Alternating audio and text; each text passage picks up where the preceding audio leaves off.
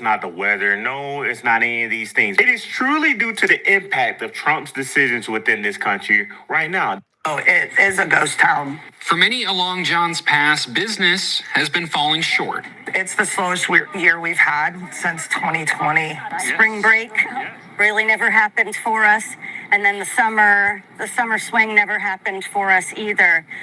The kids locally just went back to school, I guess, this past week. And now it is just dead. Oh, if it's the hurricane, the economy, a mix of the two, but we've definitely been, everybody around here that I spoke to has been down about 30% this year. No, it's not the hurricane season. No, it's not the weather. No, it's not any of these things. It is truly due to the impact of Trump's decisions within this country right now. Oh, it is the summer swing never happened for us either. The kids locally just went back to school, I guess, this past week. And now it is just dead. Oh, if it's the hurricane, the economy, a mix of the two, but we've definitely been, everybody around here that I spoke to has been down about 30% this year. No, it's not the hurricane season. No, it's not the weather. No, it's not any of these things. It is truly due to the impact of Trump's decisions within this country right now. Oh, it is a ghost town. For many along John's pass, business has been falling short. It's the slowest year we've had since 2020. Spring break really never happened for us. And then the summer swing never happened for us either. The kids locally just went back to school, I guess, this past week. And now it is just dead. Oh, if it's the hurricane, the economy, a mix of the two, but we've definitely been, everybody around here that I spoke to has been down about 30% this year. No, it's not the hurricane season. No, it's not the weather. No, it's not any of these things. It is truly due to the impact of Trump's decisions within this country right now. Oh, it is a ghost town. For many along John's pass, business has been falling short. It's the slowest year we've had since 2020. Spring break really never happened for us. And then the summer swing never happened for us either. The kids locally just went back to school, I guess, this past week.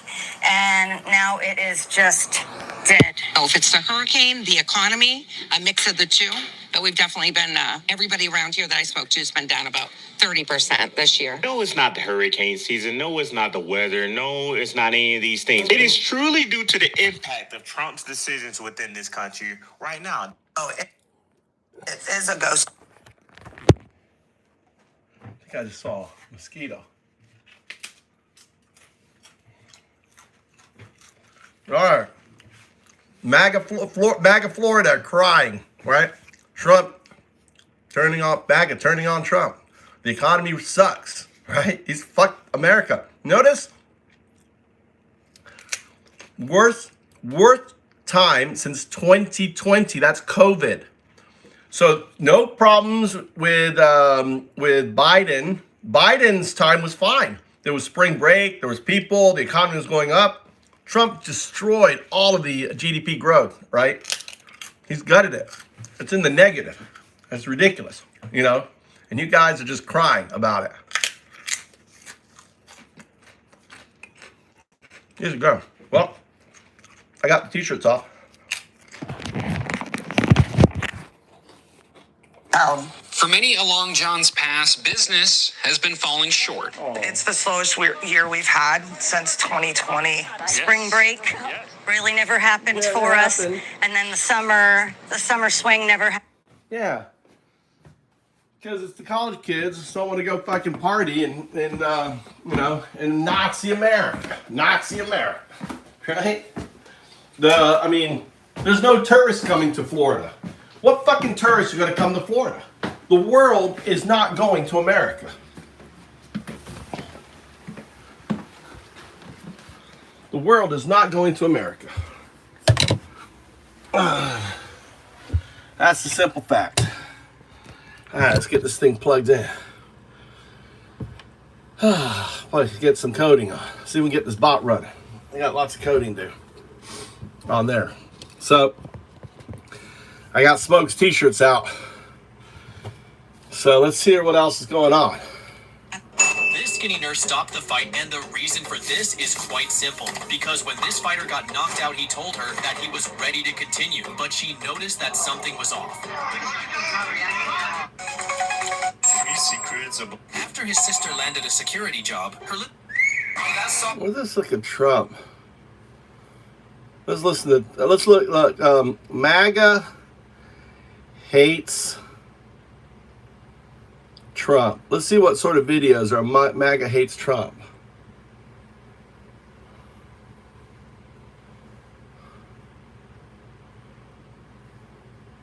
Actually, big news. My mom, who've been watching me for a while, my mom is MAGA. My parents are all MAGA. My mom posted yesterday on the Facebooks that she's starting to dislike Trump.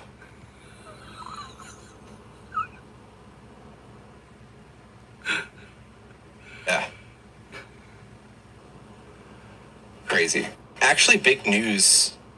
My mom, who've been watching me for a while, my mom is MAGA. My parents are all MAGA. My mom posted. after his sister landed a actually big. The Trump that you're just experiencing now, to your deep disappointment and dismay, is the dude we've been dealing with the whole time. Yeah. You just didn't realize it because he's been nice to you. Yeah. Like when you've had a terrible tragedy. My administration is doing everything in its power to help Texas. We gave them all the money, all the help that they can possibly use. We've given them we've maxed out, and we'll continue to max out.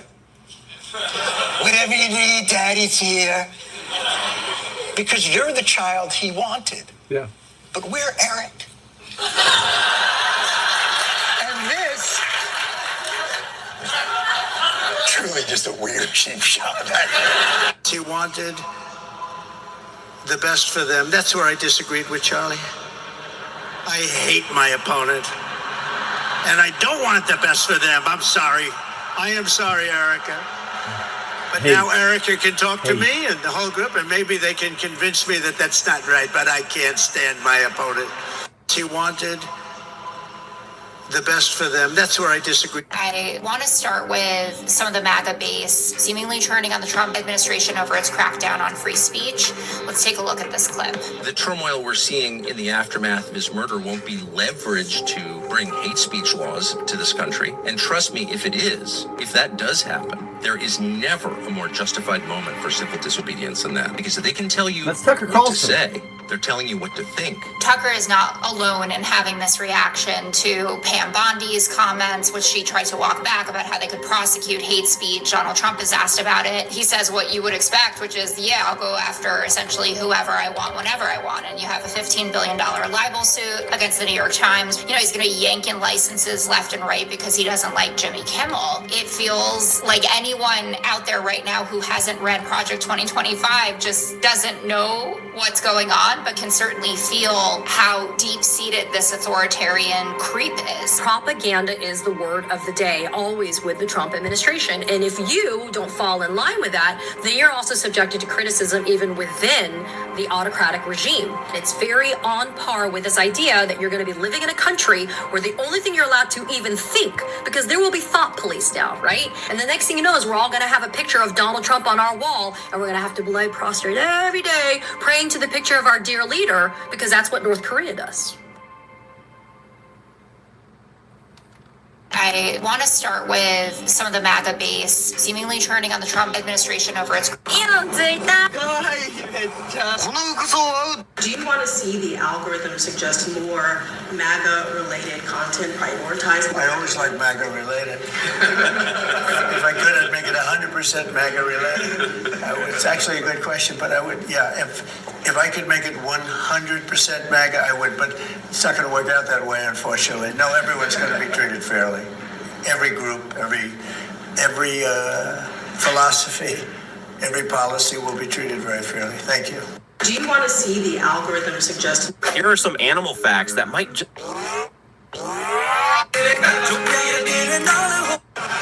Then it switches. It's like, also, I just want to get this content, right? And then it switches.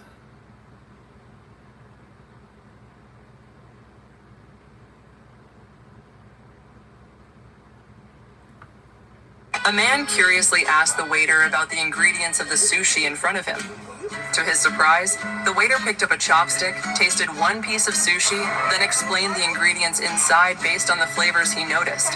After that, the waiter even asked if there was anything else he should try. This doctor got quoted 100. It's like bullshit. All right, this guy's funny. I like this guy.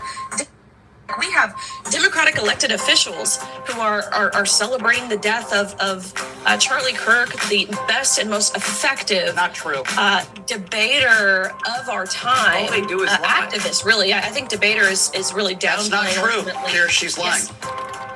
In what way? What is the lie? Name me one prominent. Name me what? Hey Riley, name me one prominent Democrat that has celebrated the death. We have Democratic elected officials who are celebrating the death of Charlie Kirk, the best and most effective, not true, debater of our time. All they do is lie. Activist, really. I think debater is really downplaying. That's not true. Ultimately. Here, she's lying. Yes. In what way? What is the lie? Name me one prominent. Name me what? Hey Riley, name me one prominent Democrat that has celebrated the death. We have. Let's listen to this great legal mind.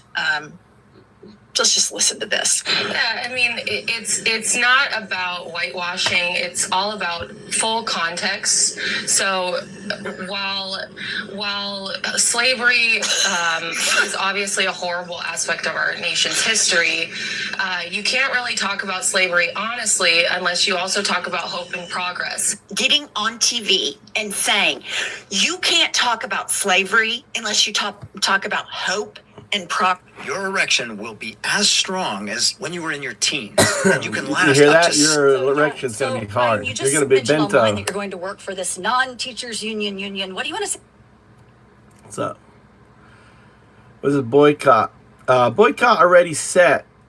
Go. Yeah, we need, but what I'm going to do is, I had 35,000 viewers yesterday on the show. So I'm just going to be promoting this boycott thing for the next, 70 days until November 1st. Every day promoting Stop Black Friday. Stop Black Friday.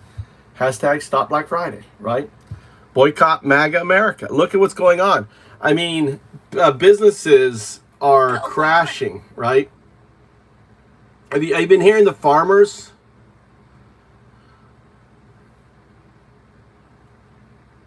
You're hearing what's going on with the farmers? Let's search the feed. I don't want feedback. I want the latest.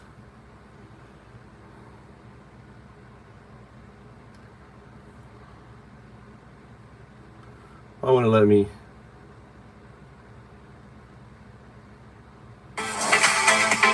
This is crazy.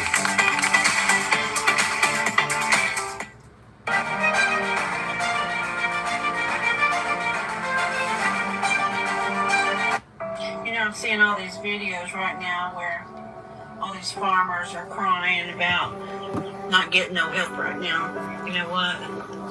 Let me ask you something. Who do you vote for? What have you ever heard of a black farmer crying about it?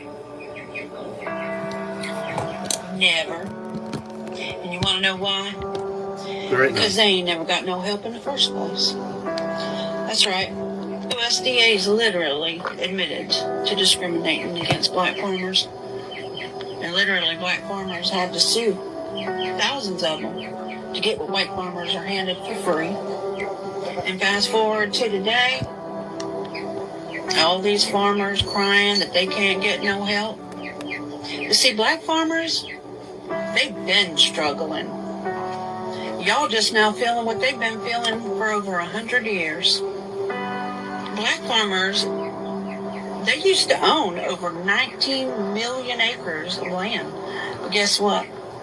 Systematic racism, denied loans, shady politicians, and legal loopholes wiped them all out. Yeah. And now they're 1% of America's farmland. When the government finally tried to pass relief for the black folk back in 2021, white farmers sued to block it, claimed it was reverse discrimination. Make that make sense. So, next time you see folks complaining about farm aid. Why don't you ask them, where's the help for the black farmers? Ask them why their struggle is just now important when others have been suffering for centuries. I don't know how any of you guys are going and going and going. I know you gotta be at the same level of mental health as me. Every day it's something new between the fucking news and the fucking stupid Biden and stupid Trump. This country's fucked. Every day we're spending more and more money. None of us are getting ahead. The rich people are the ones that are fucking getting ahead. I'm tired of struggling. I've done everything I can. I'm trying to be a good man. I take care of my daughter. I take care of my wife. The best I can. I can't keep going. Every day it's something new. And then on top of that, as if you're not trying to spend money, you have to. Sad. Fucking everything's expensive. This is what Trump promised to fix, right? He's just made it worse. Trump doesn't give a fuck about this guy, right? Republicans don't give a fuck about this guy. They gave a tax break to fucking billionaires. I mean, why do you vote for the party that fucking hates you? Why are you guys so fucking dumb? You know, let's gut your health insurance. Let's gut your Medicaid, your Medicare. Let's cut your education. Let's cut, so we can give billionaires fucking money. It is fucking sick. And this is how people. This is where, you know, where someone breaks and does something fucking horrific. We should have a country that looks after the undocumented. A country that looks after individuals like this guy. We're the richest country in the world, and we're gonna bitch that we don't have the fucking money when we have now people about to become fucking trillionaires? Are you shitting me? It's ridiculous, right? There should be no fucking billionaires. You should rise up, say no fucking billionaires. So, boycott Black Friday. Boycott Black Friday. If you're gonna have to buy food, go local.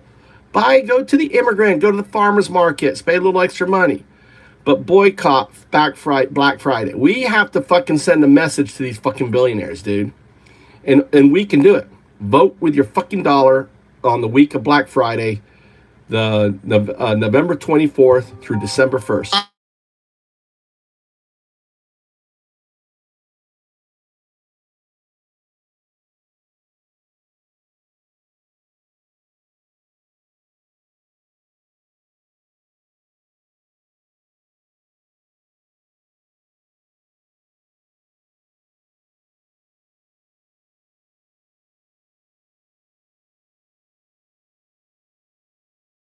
Go back to the post office. Yeah, go back to the post office. I left my Yeah, the week, Miller. Stop Black Friday. Hashtag Stop Black Friday. You know, clip this. Welcome to the channel. All right.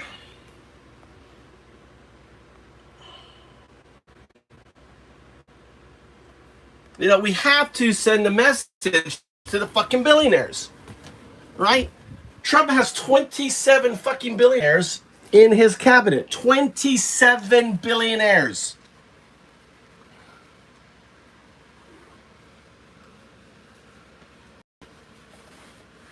Yeah, and that MAGA Nazis. MAGA Nazis. You know, Florida's crying right now. Fucking crying. The last time they had a worse year like this was 2020, which was Trump COVID.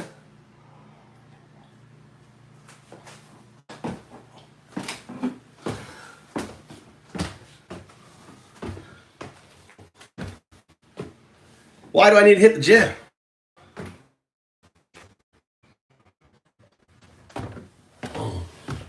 I probably should. Should get some exercise. It's too fucking hot.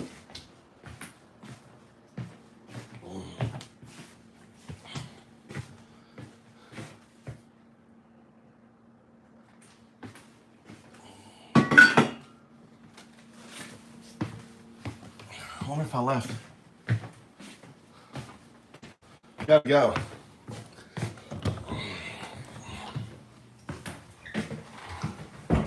You know, boycott Black Friday. Listen, MAGA are fucking Nazis. The millionaire is pitting us against each other. That's the whole game plan. Millionaires pitting us against each other.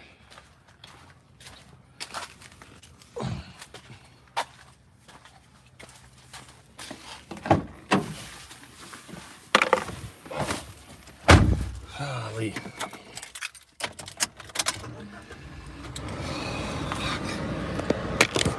I don't know what I did with my fucking speaker. What did I do with it? I don't know what I did with it.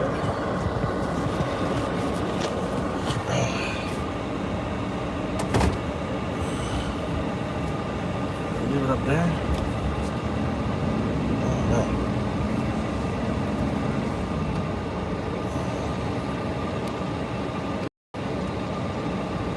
Yeah, boycott Black Friday. Send a message. Jimmy Kimmel. Let's do Jimmy Kimmel 2.0. And that was just, you know, half of America, right? Not even half of America. Look, just a couple million, right? Just a couple million Americans caused Disney, the billionaires Disney, to, you know, to crush. You know, send the message. You know, billionaires need to feel it. Eat the rich. Take away their money. You know, 1 week. Send the message. We don't want fascism in the country. We don't want Nazis in the country. We don't want Stephen Miller. We don't want ICE. We want due process. We want the Constitution. We don't want troops on this. Why do you want troops on the street? Why do you want troops? Why do you want to send red, you know, National Guard into other troops? It's ridiculous. Into other states. This shit is insane.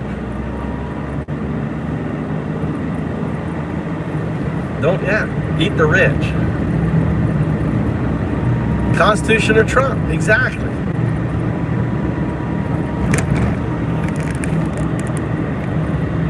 Dude, the crypto market, I'm glad I was selling. The crypto market went down quite a bit. See, my post office is so close.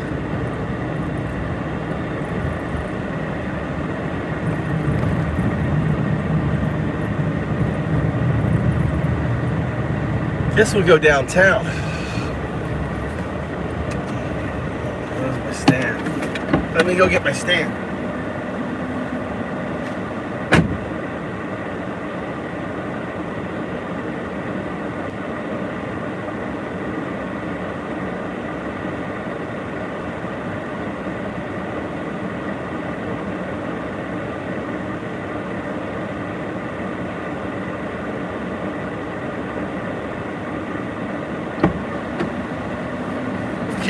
This Japanese dude has got the worst toupee I've ever seen.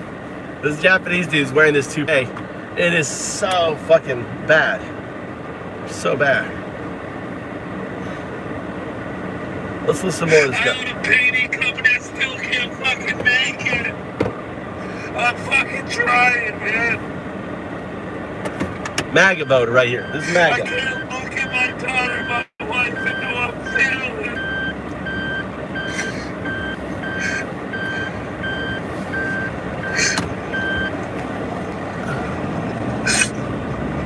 This is a MAGA dude. This is the MAGA crying. This is sad. This is MAGA. This is Trump America. Every Everybody wake up. Wake up. It's time to stand up. That's right. Against the billionaires. I'm tired of this. Exactly. It's our turn to fucking eat. I want to eat. I want my family to eat. I want you guys to eat. Well, it's kind of hard to eat, buddy. When you voted for a guy, or you didn't vote, maybe he didn't vote, right? It's pretty sad. If you want to eat, why would you get rid of the people who manage the farms? Why would you get rid of the people who cut your food? Why would you put a tariff on Brazil and cause, and coffee and shit to cause your coffee to go crazy? I mean, only a dipshit, thinks the shit. Trump is a dipshit. Trump is a dumb fuck. He doesn't have an education. He doesn't know shit, dude. He just has an idea. Oh, I'll just got a tariff. Because for him, see, you have to understand, to Trump, tariff is a grift. He's grifting American companies, American people, because they are the ones that pay the tariff. Look what a typical Democrat. I'm a Republican, dipshit. Right? Who pays the tariff, Grant? How's your life, Grant?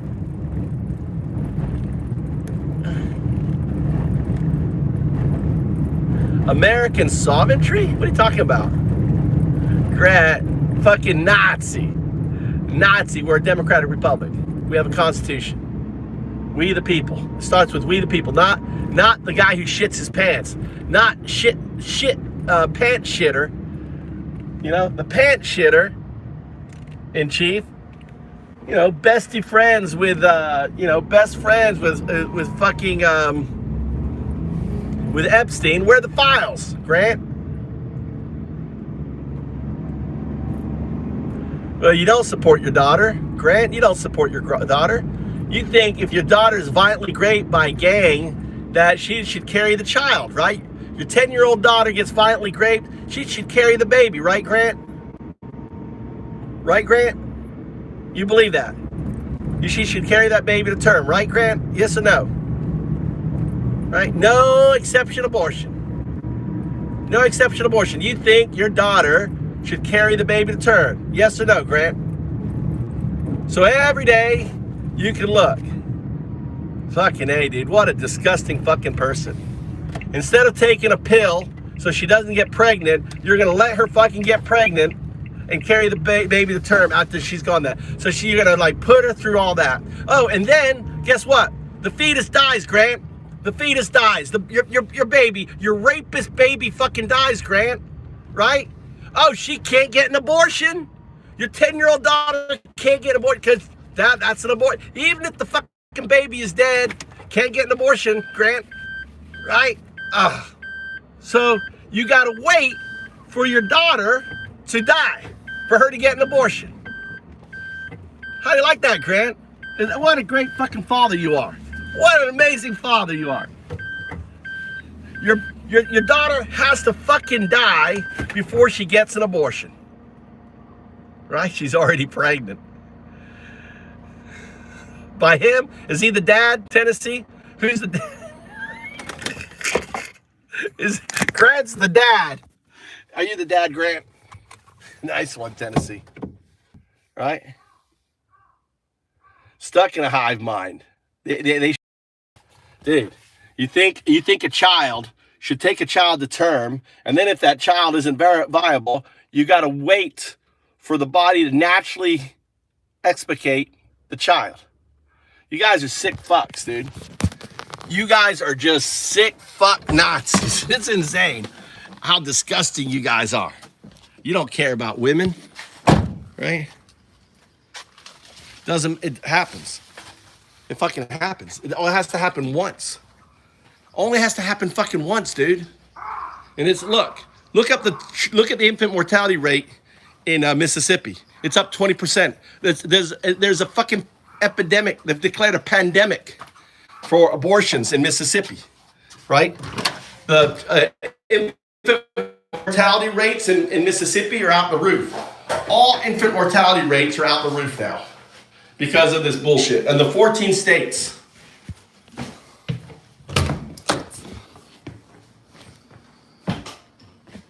The 14 states, all right? You guys are sick fucks. Should be forced to carry a baby to term, right, is ridiculous. It's fucking ridiculous.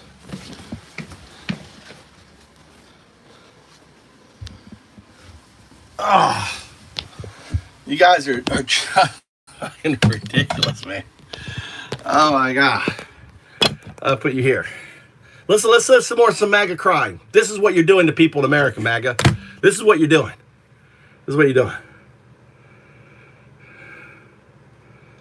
You're just sick fucks, dude. You're sick. But, you know, Charlie was a sick fuck. He wasn't a Christian. Charlie was a Christian, but he had every right to stalk his bullshit.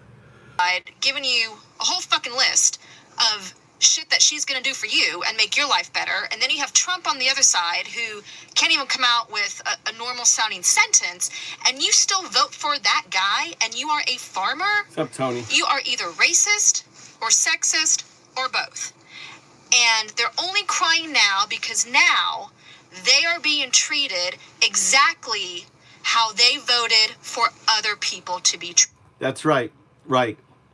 The black farmers have never got support. You know, you have to understand that Farm Aid and, you know, the STEMS program, all that was farm subsidy. Farm subsidy. Treated. Got that? They are being treated how they voted for other minorities, people of color, everybody else, poor people, sick people. That's how they voted for other people to be treated.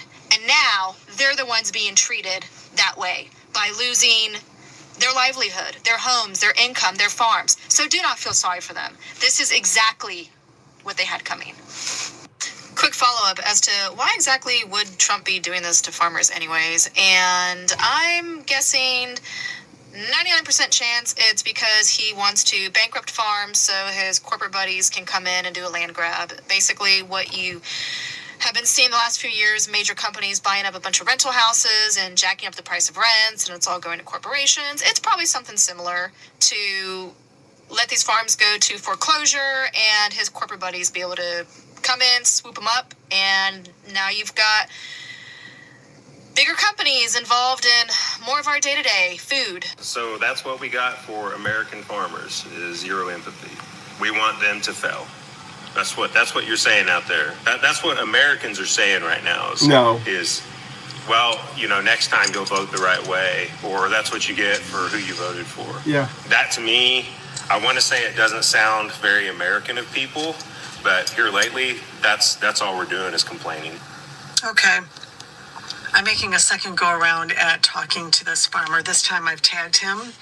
And please, I just ask my followers not to go in there and post anything negative, because I'm going to talk to you, the original farmer content creator who made this video. So you're feeling like the left doesn't have any empathy for what farmers are going through. You don't know me.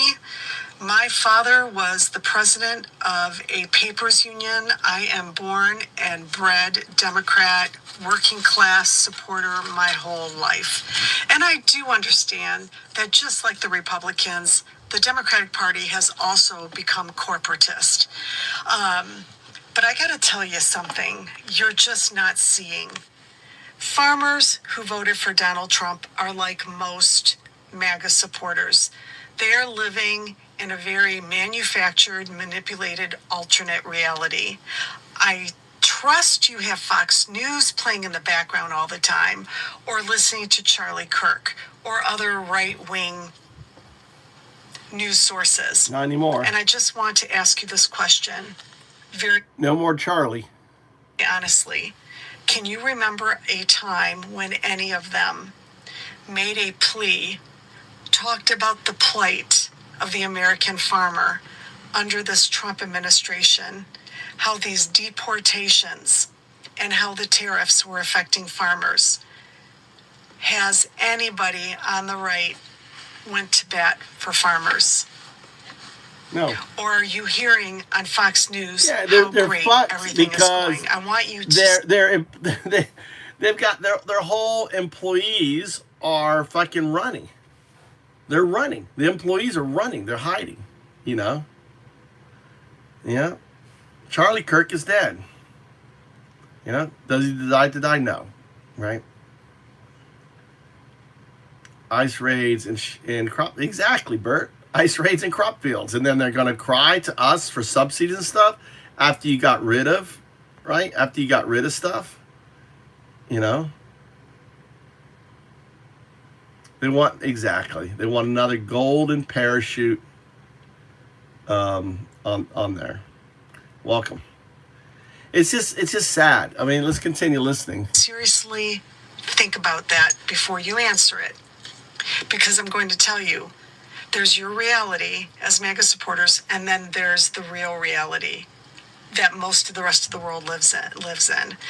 And you've got to know who's been going to bat for farmers.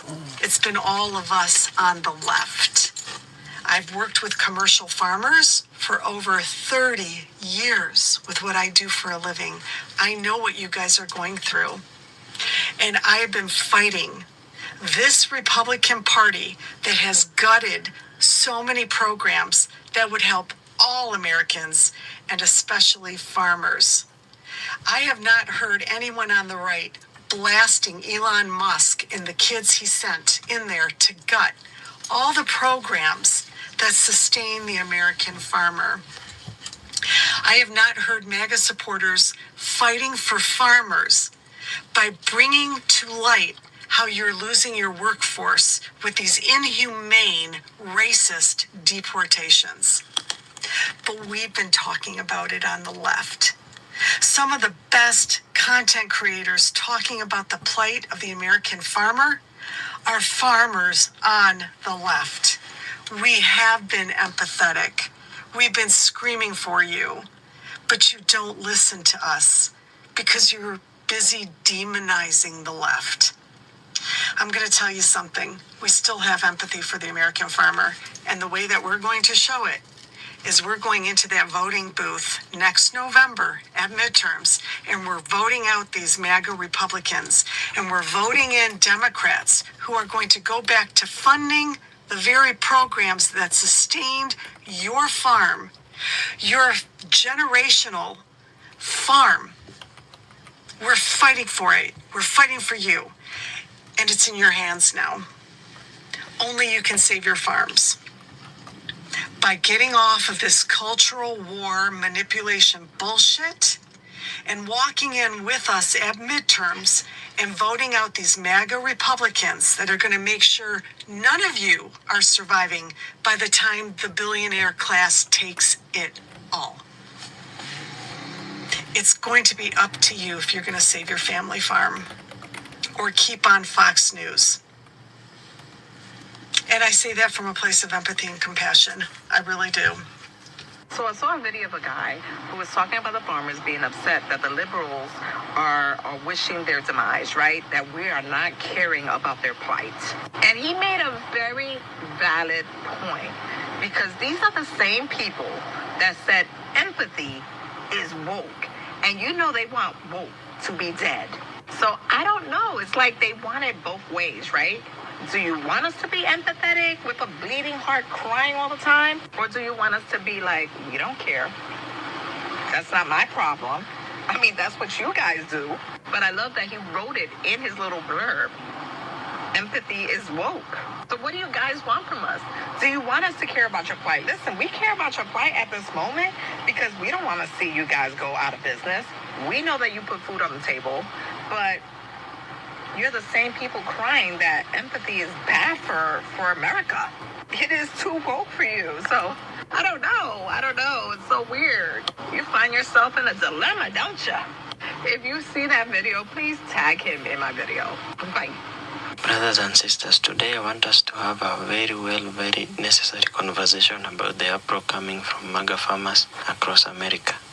Many of them are furious, frustrated, and even confused. Why? Because they feel that black folks and other communities who are not aligned with MAGA aren't showing them empathy now that they are going through hard times. But to really unpack this situation, we have to look at history, economics, and social fabric of America. This is not about hate, this is about truth and education. Right now, many farmers in the Midwest and South, especially those who proudly wave the MAGA flag, are feeling the effects of policies they once supported. Tariffs are crying out bailouts from people who never rallied to those same people to turn around and wipe your tears without hesitation. Empathy requires reciprocity. In the hours and days after Charlie Kirk's murder, there was discussion on social media about whether this would be America's Reichstag fire. A reference to the fire that was a rationale for Hitler's crackdown on political freedom in Germany. Many of us were worried hearing that, and I think what we've seen since suggests the fears were right, but the analogy was wrong. We should have been looking closer to home.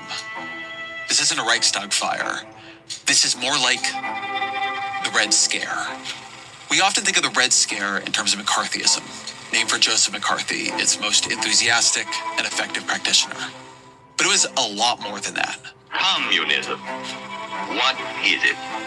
The Red Scare's basic structure was to define a political enemy that could not be compromised with. Who are the apostles of a system that attempts to destroy the American way of life? The point was to use that charge, that this enemy was everywhere. That communists have made such an attempt in Hollywood is already evident, turning law and order into revolution and into chaos. That its tentacles had to be chopped off everywhere they could be found, using state power. The Department of Justice has prosecuted and will continue to prosecute with vigor the actions of subversive groups. Using cultural power by intimidating employers to go after a very wide swath of your political opponents. This frame-up attack upon the Communist Party is an attack upon the trade unions and every democratic movement in the United States. What we are seeing now is a blue scare. The radicals on the left are the problem. With God as my witness, we are going to use every resource we have to identify, disrupt, dismantle, and destroy these networks and make America safe again for the American people. It will happen, and we will do it in Charlie's name. We're going to go after the NGO network that foments, facilitates, and engages in violence. Antifa is going to be designated a domestic terrorist organization. At least a dozen. That's crazy. I mean, the whole idea, right? The whole idea that Antifa, there is no leader of Antifa. Right? What does Antifa mean? Right? Antifa simply means anti-fascist. That's all it means. Anti-fascist. I'm Antifa. Oh, am I a terrorist cell? Right? I'm anti-fascist. What does anti-fascist means? It means that we believe that everyone should have constitutional rights, not just the select few. We don't believe that we should have troops in our street. We don't believe that we should have a shit ton of fucking concentration camps opening up all over the place. I mean, we oppose that, right? We believe in capitalism. We believe in, you know, in democracy. Fascists do not, right? They don't believe in it. It's insane. Companies and universities to fire or suspend workers over social media posts. There's free speech That's and then fascism. there's hate speech. But the Red Scare took decades to build. It had at its heart a genuine foreign adversary and real domestic espionage. The Blue Scare isn't being built with the same care or attention or effort at creating political consensus. The Trump administration, as it often does, is speedrunning the project. It took them mere days to get to Jimmy Kimmel. But to see where they might go, we need to look at where America, not all that long ago, was. Corey Robin is a political theorist at Brooklyn College. He's an expert on McCarthyism, as well as the author of the book, The Reactionary Mind, which is, in my opinion, one of the most insightful books you can read on the Trumpist right and what is behind it. As always, my email, EzraKleinShow@nytimes.com.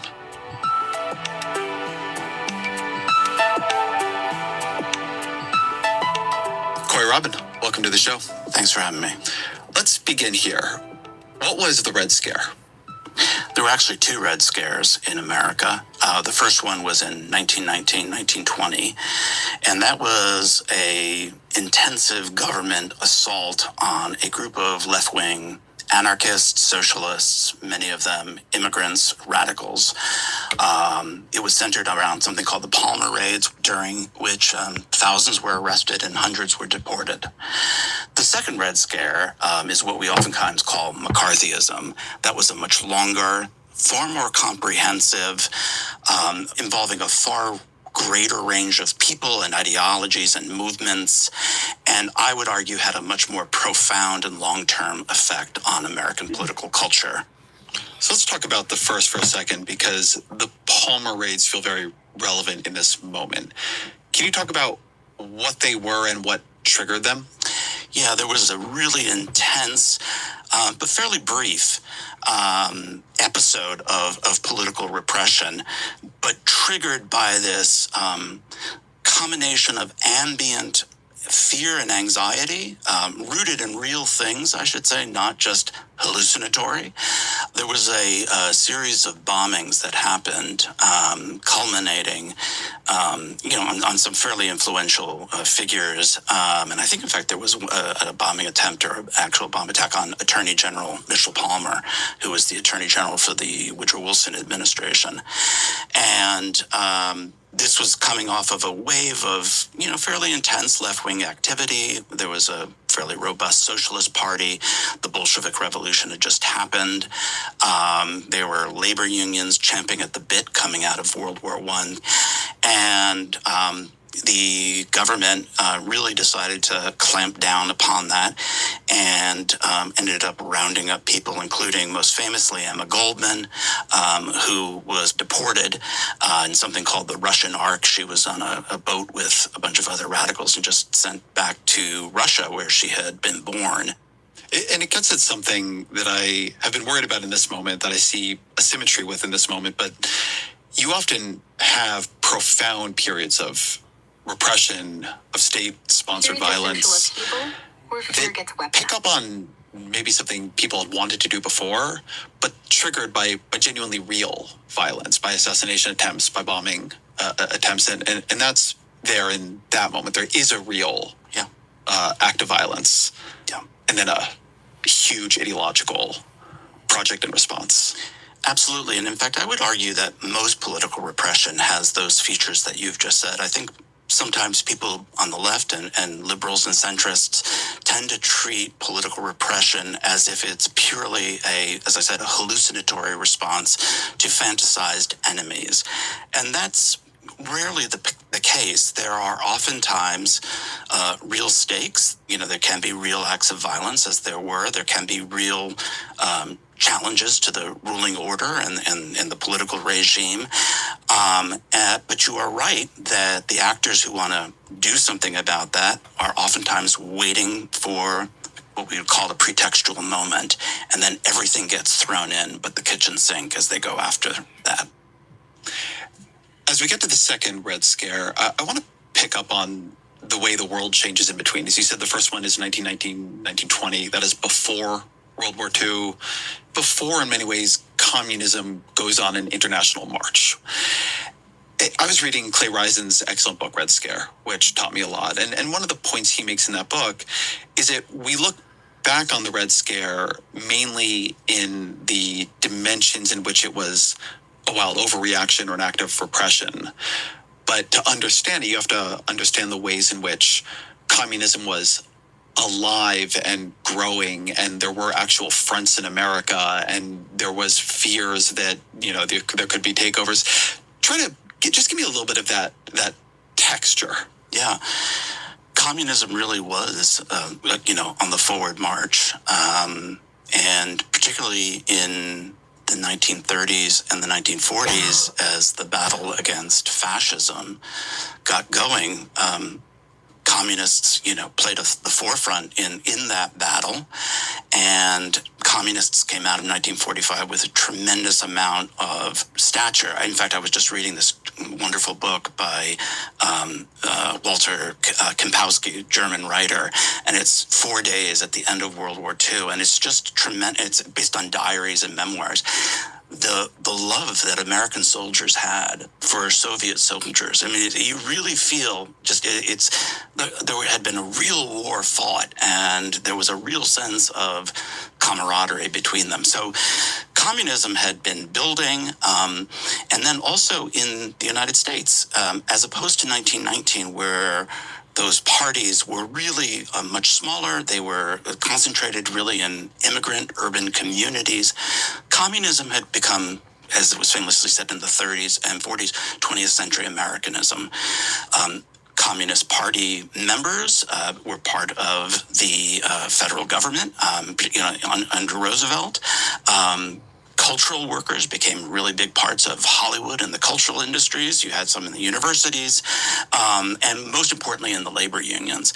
And most of these people, I think historians would agree, were just idealistic, progressive, coalitional actors, basically. And they were an really, really important part of the New Deal, which is very important for us to understand for what follows. But there were certainly very high-level members of the Communist Party who were also spying for the Soviet Union. And so right there, you immediately have the problem, which is you've got a party and a movement and a group of people that have really become integrated in ways that we would find very hard to imagine today, the mainstream of American life and its culture. And yet part of that party is also allied to what immediately, following 1945 is going to become the big enemy of the United States. And that is a recipe for disaster. So you have in this period, not the beginnings, but the growing strength of a number of emancipatory movements. You have labor unions. You have the desegregation and civil rights movements. You have a movement for gender equality. You have, in a much more nascent way, a movement for sexual equality, for, rights for gay and lesbian men and women. And the communists and socialists are sort of two things at once. There's, on the one hand, just a group of people with a commitment to more left and radical politics, which are braided into these movements for obvious reasons, for actual political allies. And then it's connected, and you have these party structures, some of them explicitly communist parties, some of them fronts, that really are trying to take orders from Moscow. Like, that's not fake. They're trying to do what they think the party in the Soviet Union wants them to do. And it's like in this kind of ambiguity between the two, like the ways that touching a normal political reform movement also might mean touching a movement actually allied to the Soviet Union, that you get like the raw material for what becomes a second Red Scare. Yeah. I mean, I think before we get to that, which is maybe both more ambiguous but more explosive, what you just said, we also have the question of actual espionage and spying. This is the other big thing. And I do think, that's really important because, of course, in many ways, that's the crown jewel of the right wing's attack. And it's the crown jewel because it's real. It's not fake. It's, there were people who were, very closely tied with the Communist Party and the Communist Party who were doing actual, spying and espionage. And at high levels. And at very high levels. I mean, there are nuclear secrets smuggled out of the United States that accelerate the Soviet Union's development of an atomic weapon, which is considered a huge loss in the Cold War.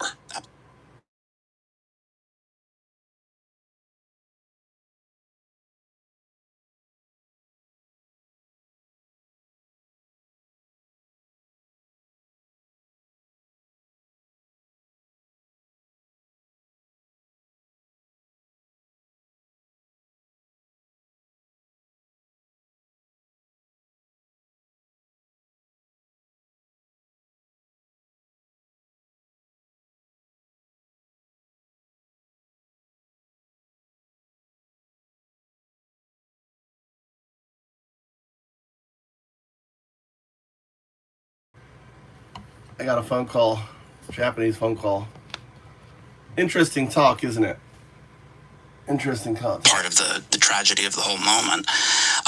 But then you have what you were just talking about, which is To what extent is the Communist Party really sort of taking orders from the Soviet Union about its political line? And I think there historians are much more uncertain about how to do that. And I think we have to be really, really careful, because there are a lot of times when the Communist Party is pursuing not just good emancipatory things, but as we would say, really good coalitional politics, really building bridges between different groups. And, sometimes the Soviet Union was in favor of that, sometimes it wasn't. But so there it gets much trickier. And I think the really important thing about this is less for the Red Scare and more just because of the internal division it creates on the left, and the internal suspicion and the internal sense of betrayal that you get.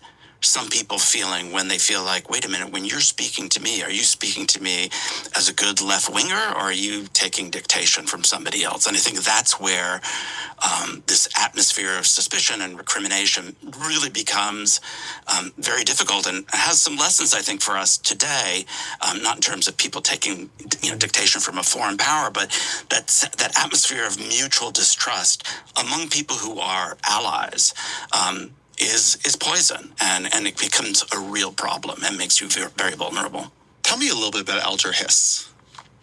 Alger Hiss was a kind of very waspy, blue-blooded government official. He had gone to Harvard Law School. I think he had clerked for Oliver Wendell Holmes, the Supreme Court Justice. And he became a fairly high figure in the agriculture department. And he was, in many ways, a representative figure of what we're talking about in D.C. It was a very left-wing city. It had a very left-wing culture. And the Communist Party was a big part of that. And he was part of that milieu and got involved in what became exposed as a spy ring involving a man named Whittaker Chambers, a kind of only in America type of figure, very troubled, very interesting, very mournful figure, and who was the opposite in a way of Hiss. I mean, just as a character study, he was, Hiss was very good looking. He was very suave. He was very tall. He was very slender. Chambers just was a mess, and he looked like a mess. Chambers was a spy, and Alger Hiss was his contact. And Hiss passed him a series of papers, and Chambers would allegedly come to his house, take photographs and then take them and put them in his pumpkin patch, and that's why they're called the pumpkin papers, for his handlers to take back to the Soviet Union. And I think the significance is less the specifics of what was going on than that this just became, I don't know how you would even describe it today. Everything from Charlie Kirk to O.J. Simpson to, it was just a cultural event. Who's the Liar might well be the title of the drama which unfolds before a packed caucus room where the House Un-American Affairs Committee members swear in Alger Hiss, former State Department executive. Mr. Hiss is accused of being a former communist, and before news cameras faces his accuser. Also, there's the House Un-American Activities Committee, and you get this, I believe the first televised congressional hearings are this Chambers-Hiss showdown. Mm-hmm. I first knew him as Crosley. What his name is today, I am not prepared to testify to, or what other names he may have had. And I've been trying, when you read back into this, it's so hard to put yourself in the mindset of what it all is. The agriculture department is a much bigger deal in that period of American life than it is today. Not that it's a small thing today, but huge. We have way more farmers, right? And Hiss goes on to be a top aide to Dean Acheson, it was top, the absolute elite of the elite foreign policy side of things. It's not quite like if Jake Sullivan or, on the right, maybe Stephen Miller turned out to be a spy for the Chinese Communist Party. It's maybe just one step below that, but it is one step below that. He was a scion of the American establishment. He really was a figure. And I'm glad you brought up the agriculture department because, Henry Wallace, who ends up being FDR's vice president in 1944, comes out of the agriculture department. And so, there's a real sense that he is, from the establishment, but he's part of the American grain, so to speak. This does a lot of things, I think, but one of the things is it really creates a sense, well, if it could have been him, then you can't discount it being anybody. Mm-hmm.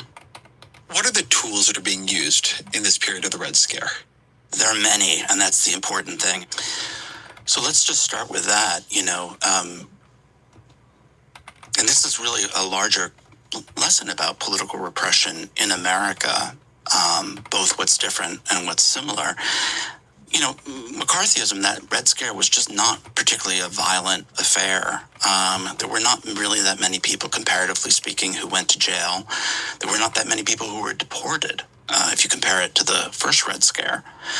But what you did have is roughly 20 to 40% of the American workforce subject to surveillance, investigations, and firings for their beliefs and activities. And I just want to say something, because I think when people, and I'm glad we're using the language of the Red Scare as opposed to McCarthyism, because, when we say McCarthyism, people really think about Joe McCarthy. He comes on the scene, nobody's ever even heard of him really until 1950. The Red Scare happens much earlier. It really starts in 1946, and it is comprehensive. First and foremost, I think at the level of the government, you have to look at the FBI. As it turns out, the FBI was majorly gathering surveillance and information and then passing it up the food chain. And so it then goes to higher levels of the executive branch. And that leads to the second dimension of the Red Scare, which is the purge of the civil service. It begins in around 1947. And, we're not talking about figures like Hiss. We're really talking about people who work in Washington, really, in the post office, and in a whole range of, the government's gotten big, and are members of the Communist Party. Carl Bernstein's father, the great journalist, his parents were communists. The government starts getting rid of them as a security threat and there's hearings and there's a bureaucracy. It's not just random and arbitrary terror, which is an important thing to emphasize. It's a very bureaucratic procedural mechanism, but it really doesn't just get rid of around, I think, 10,000 members of the civil service, but also is, just really creates an atmosphere. Just, think of what happened recently with Doge. Not nearly as scattershot, but, it has a chilling effect. So that's the second part.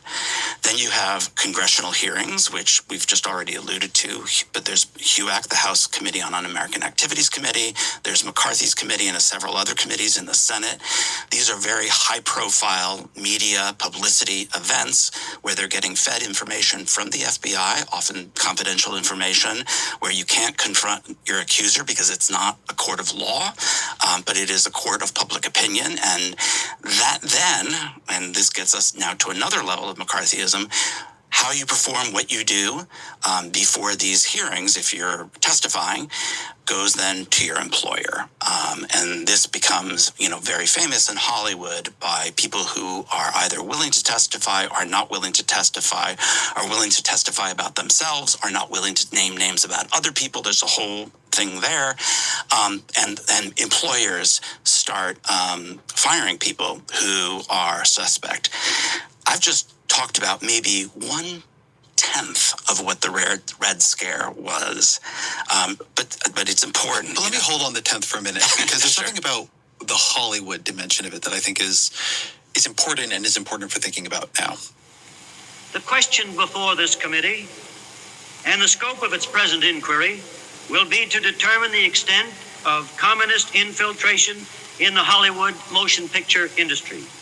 So you have this group of screenwriters that is called up, and screenwriters in Hollywood at this time are probably the most left wing of the Hollywood machine. Your purpose is to use this to disrupt the motion picture industry. to invade the right not only of me, but of the producers to their thoughts, to their opinions. Contempt citations and ejection from the hearings came in rapid succession. It's very apparent that you're following the same line of these other witnesses. I am following no line. Which is definitely the communist line. I am using my own head, which I shall continue to do. Excused, and if you want to make a speech, go out here under one of the big trees and sound off. And some of them, were involved in communist or communist front organizations. Some of them are kind of just more left-wing. But they're a big cause celeb, and Hollywood rallies around them. And it's pretty amazing in retrospect how quickly Hollywood, with all of its cultural power, falls. Yeah. They have these hearings, they're kind of a fiasco, and the, Motion Picture Association of America, or possibly it's, whatever it's called then, basically agrees to, a kind of soft blacklist, to codes of what sort of movies can get released. Ayn Rand writes a guide to what should be in movies. You shouldn't be, valorizing the working man. Right. And it reshapes the content of movies. I think this is one of the very scary parts. They don't pass a law telling Hollywood what to do. Right? They go after a couple of screenwriters, and then Hollywood collapses. And the thing about that self-censorship is, over time, as anybody who's ever been in an institution knows, you do things initially under kind of this threat of coercion, and then over time, you start inhabiting the role. In Hollywood, I think you just see a version of this very much writ large. There was, a kind of very high-profile set of hearings, and just to put some meat on those bones about how Hollywood rallies on behalf of these many communist screenwriters, they form something called the Committee on the First Amendment, and they go to D.C., and it's people like Gene Kelly, Lauren Bacall, Humphrey Bogart, and there's a beautiful picture of them marching on the Capitol. We stand for American values. We're the true patriots. We believe in the First Amendment. And then, as you say, very quickly, Hollywood crumbles. The mobilization it just fails, and the people with economic power in Hollywood just start getting very, very nervous. There are these kind of freelance forces out there. There's a famous grocer, the grocer from Syracuse, who is, he won't put products on his shelves if he finds out that the networks or other, kind of cultural things are putting advertisements for those products. There's a kind of reverberation that just starts extending out there where people feel like there's going to be some real economic bottom line consequences if we pursue this route. For me, the heartbreaking sort of icing on the top of that cake is Humphrey Bogart, who rallied to defend the First Amendment, who we all know because of Casablanca, right? The great hero of independent, nobody, not the Nazis, are going to push me around. And he's told by Ed Sullivan, who's a really good friend of his, what you did there in D.C., it's not going over well. You're losing your audience share, whatever the metrics are. And he gives an interview, a very famous interview, I think it was with Look magazine. And he says, I don't know what I was doing. I'm a dope.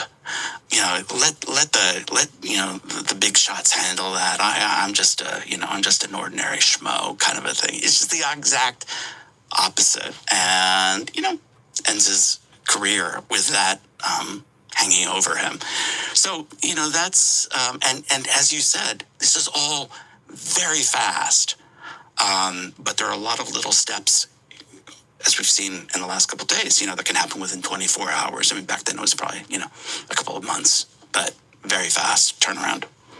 Can you give me some examples of how that changed Hollywood? What are the kinds of movies it made before that it didn't make after, or the kinds of themes that got dropped? Like, how did that actually change the culture people consumed? Sure. You have some, more overtly political films in the early 1940s. Grapes of Wrath. I'm right here in tell you, mister, there ain't nobody gonna push me off my land. My grandpa took up this land 70 years ago. My pa was born here. We was all born on it. And some of us was killed on it. You know, sort of social justice-y films. And a gentleman's agreement about anti-Semitism. Face me now, Miss Wales. Come on, look at me. Same face, same eyes, same nose, same suit, same everything. Here, take my hand. Feel it. Same flesh as yours, isn't it? There was all these like social theme films, even, you know, screwball comedy, you could say, you know, which was, a lot of it was done by people like Ring Lardner, who were, you know, communists, had a kind of strong social content, and a lot of that kind of disappears. And then you get, you know, like How to Marry a Millionaire, which is a wonderful movie, but very different. If you had your choice of everybody in the world, which would you rather marry? A rich guy or a poor one? I think I'd rather marry a rich one. You still have some wonderful films, but I think the great films, there's an inward turn. You know, this kind of more psychological interiority at the exclusion of the social. And then you also have just, you know, the kind of the embrace of sort of fluff and, yeah. We've sort of kept Joseph McCarthy lurking on the edge of this conversation. Tell me about him. He was a senator from Wisconsin, a Republican senator. He had been, I think, a bit of a, I wouldn't say a war hero, but he had fought in the Second World War, and he is elected in the wake of the Second World War. This is kind of a return moment for the Republican Party. They had been really kept out of Congress from 1932 to 1946. They take back the House, and he gets elected to the Senate. And he, in 1950, makes this famous speech at Wheeling, West Virginia, where he says that he has in his hands a list of, and I think the first number, the numbers keep changing, but it was 205 card-carrying members of the Communist Party in the State Department. Can I note one thing? Sure. That I had not understood, and again, I'm taking this from Clay Risen's book, but that in 1948, Truman unexpectedly beats Thomas Dewey, and Truman had been quite unpopular. He was a bad underdog going into that election. And the Republican Party's lesson from that is Dewey did not use anti-communism as an issue. Yeah. And that the sort of power structure of the Republican Party, prior to McCarthy sort of emerging in this way, has taken the lesson that we are not going to make that mistake again. Yeah. We are going to beat the hell out of the Democrats on communism. And so the Republican Party was ready for McCarthyism. Yeah. Just a slight footnote to that, which is that in 1946, when the Republicans did take back the House, they're doing trial runs. That's when Richard Nixon is elected, famously on a red baiting campaign. So there are parts of the Republican Party that are trying it out. But you're absolutely right. In 1948, Thomas Dewey represented a kind of internationalist, wing of... Yeah, Mitt Romney. Yeah. Well, genteel republicanism. I would say even far more liberal than, Mitt Romney, actually. I just mean in the sense that one of the lessons they take from him is that we tried playing it nicely. Yeah. Yeah, absolutely.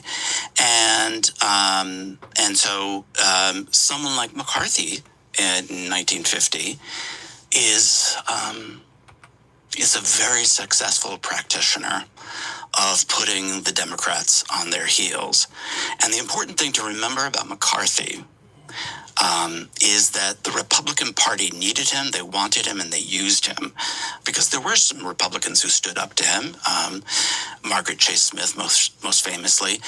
But he was very, very useful to the party. He immediately got out on the stump during the 1950 midterm elections, and there was a big faction of the Republican Party, including the minority leader. We're not talking about a kind of radical right-wing faction, but the center of the party that really depended upon him, for electoral purposes and just.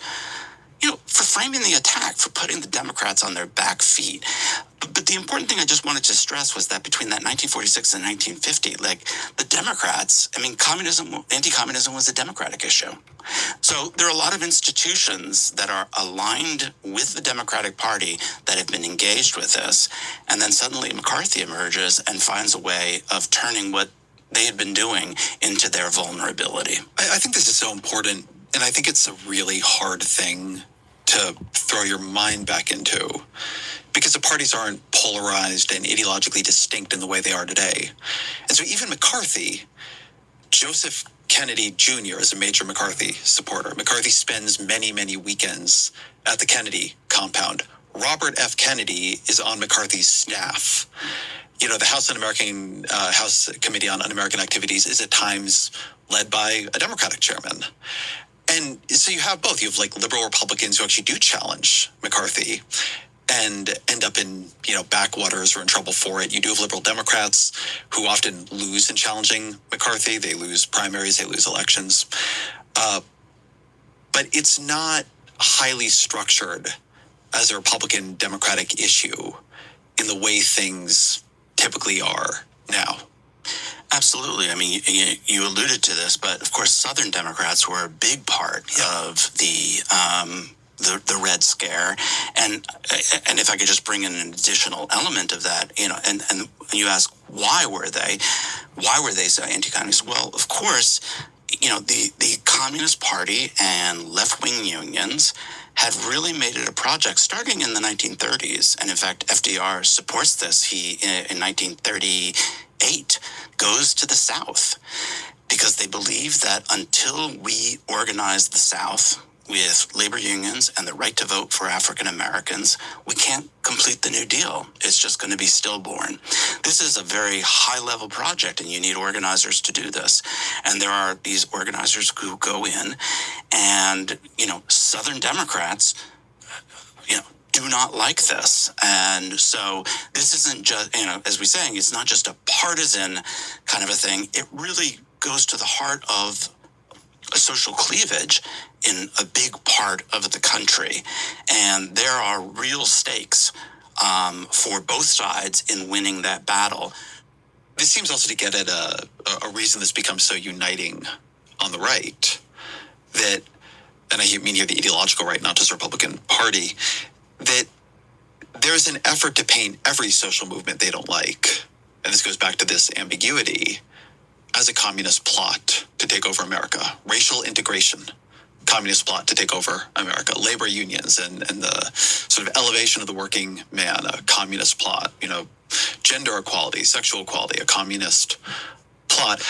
And so you have a lot of purges of people who their real sin is working on behalf of these issues that today we look back on as obvious, just the emancipatory path of American politics, the arc bending towards justice. Right. But people lose their jobs. People are investigated, based on, the effort to paint all of these as communist plots. There was a woman named Dorothy Bailey who was a government worker, I think in the post office, a black woman. And she has to go through an investigation. She's named as a communist. And she's asked a bunch of questions. One of the questions she is asked is, do you believe in desegregating the blood supply of the Red Cross? And I remember when I was in my first year of graduate school or second year of graduate school reading this, just very naive and thinking, what in the world are they talking about? It's 1950, 1951. The battle over desegregation is on and about to get much, much bigger. And you have something called the one-drop rule in this country that says you're black if you have one drop of blood. The last thing you want to do, if you believe in all of those things, is to have blood from a black person going into the bloodstream of a white person. And the Communist Party, as part of its organizing, very wisely, picked this as a battle because it's so outrageous. And so the irony that's very hard, it's still for me to get my head wrapped around, is that then becomes a question that you're asked by a government or an employee, private inquisitor. And you say, why are they asked that question? Well, because many people will deny that they're part of the Communist Party, or they'll say they're no longer part of the Communist Party. And then the question is, well, how do you determine are they really a communist or not? And it's, what they call this the duck test. If it looks like a duck, if it quacks like a duck, it's a duck. And it just begins to get at, I think, not just the moral dimension of all of this, but just really the cultural politics. I mean, just you can think of a range of issues now that we just completely take for granted that we're part of this left-wing front of like moral common sense. Like, this is what good people believe in. And it was very present in Hollywood. It was very present in parts of the academy. It was very present in parts of the media. And it goes back to that point you made at the very beginning, which is this wasn't a hallucination, on their part. Like, there were communists. They were involved in these ideas. There were liberals allied with them. The ground between them was kind of murky. And you had conservative Democrats and Republicans who, for both material and ideological reasons and electoral reasons, hated it. And it was really a kind of a civil war. In today's super competitive business environment, the edge goes to those who push harder, move faster, and level up every tool in their arsenal. T-Mobile knows all about that. They're now the best network according to the experts at Ookla Speed Test, and they're using that network to launch Supermobile, the first and only business plan to combine intelligent performance, built-in security, and seamless satellite coverage. That's your business supercharged. Learn more at supermobile.com. Seamless coverage with... And also you have, and this is a really important part of this, a lot of women coming to D.C. and starting to get positions of power in the government, most famously Frances Perkins, the Secretary of Labor. But there were many, many people, beneath her. And Eleanor Roosevelt is kind of a fixture in this community. And so they create a culture that is associated with the New Deal of increasing gender equality, or at least increasing representation of women in public spaces and political spaces, and also increasing gay, I wouldn't kind of say public culture, but, kind of a subculture that was a part of it.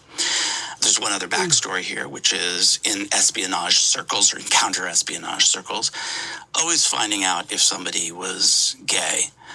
Was a really good weapon to know, because you could use it as blackmail.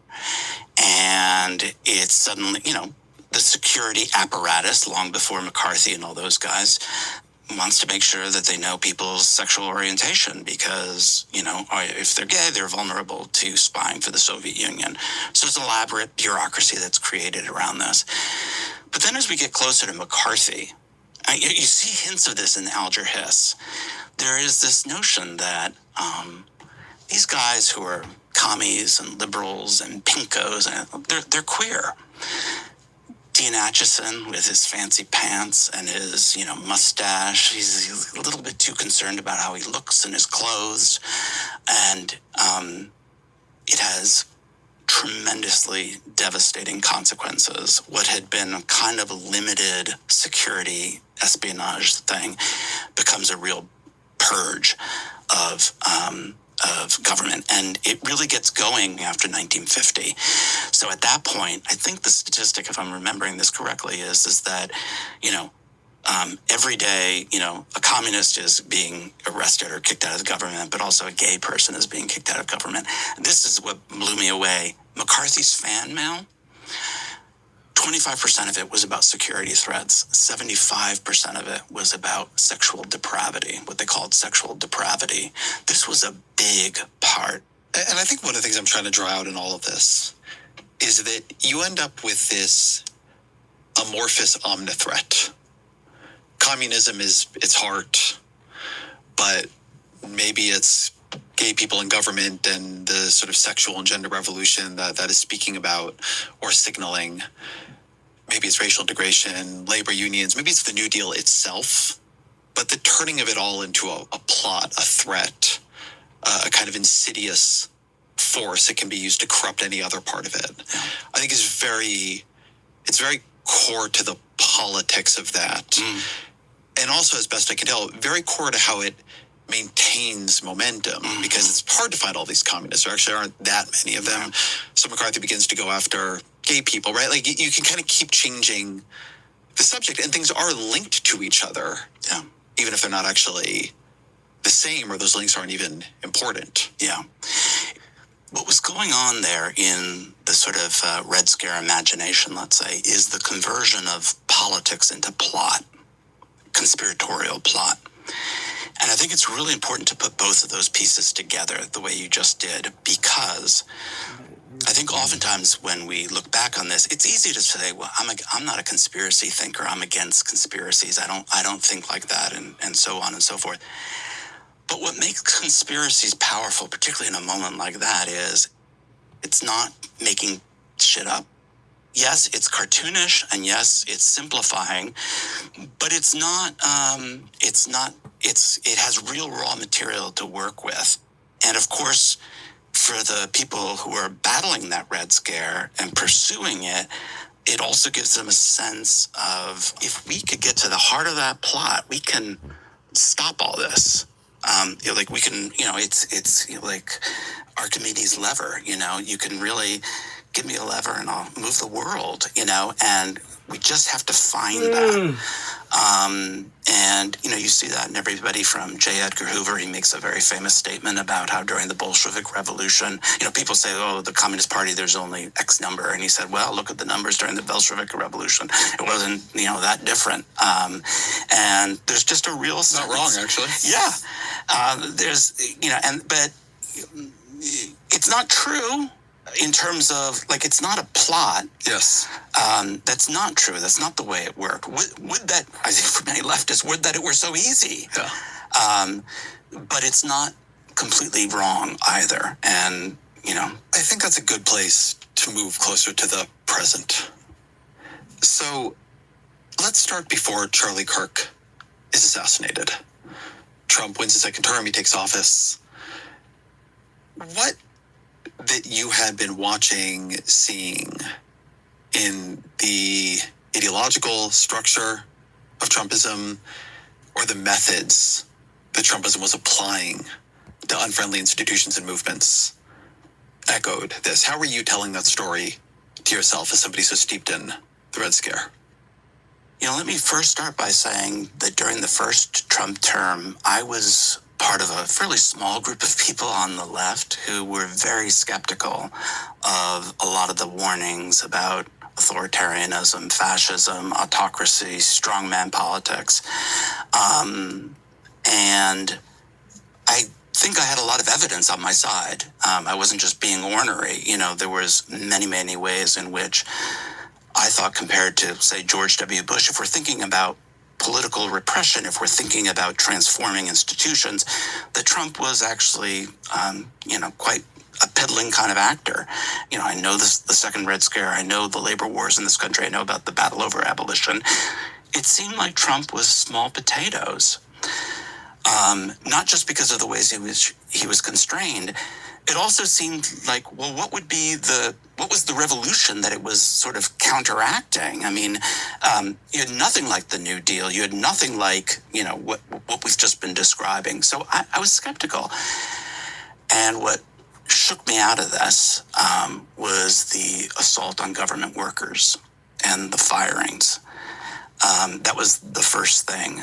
For me, that's always the canary in the coal mine, is employment sanctions. There's a long history of it. It's really the way a lot of American political repression has happened. W.E.B. Du Bois and Black Reconstruction, this very violent moment against Black people, says it's employment sanctions that really is the driving engine. So anybody with that kind of antenna, you didn't see that really in the first term. In fact, it was quite the opposite. Civil society rallied against Trump, resisted in all these ways. And then all of a sudden you see these mass firings happening. There's all kinds of reasons to worry about that. But I was thinking about it instantaneously as McCarthyism because of the firing. The other thing then was, of course, the capitulation of law firms and universities. And, the record of elites and institutions, unfortunately, is not so great. And so seeing those institutions start capitulating, and often capitulating to financial threats, economic threats, not we're going to put you in jail, but, we're going to take away your funding. We're going to do this and you do that.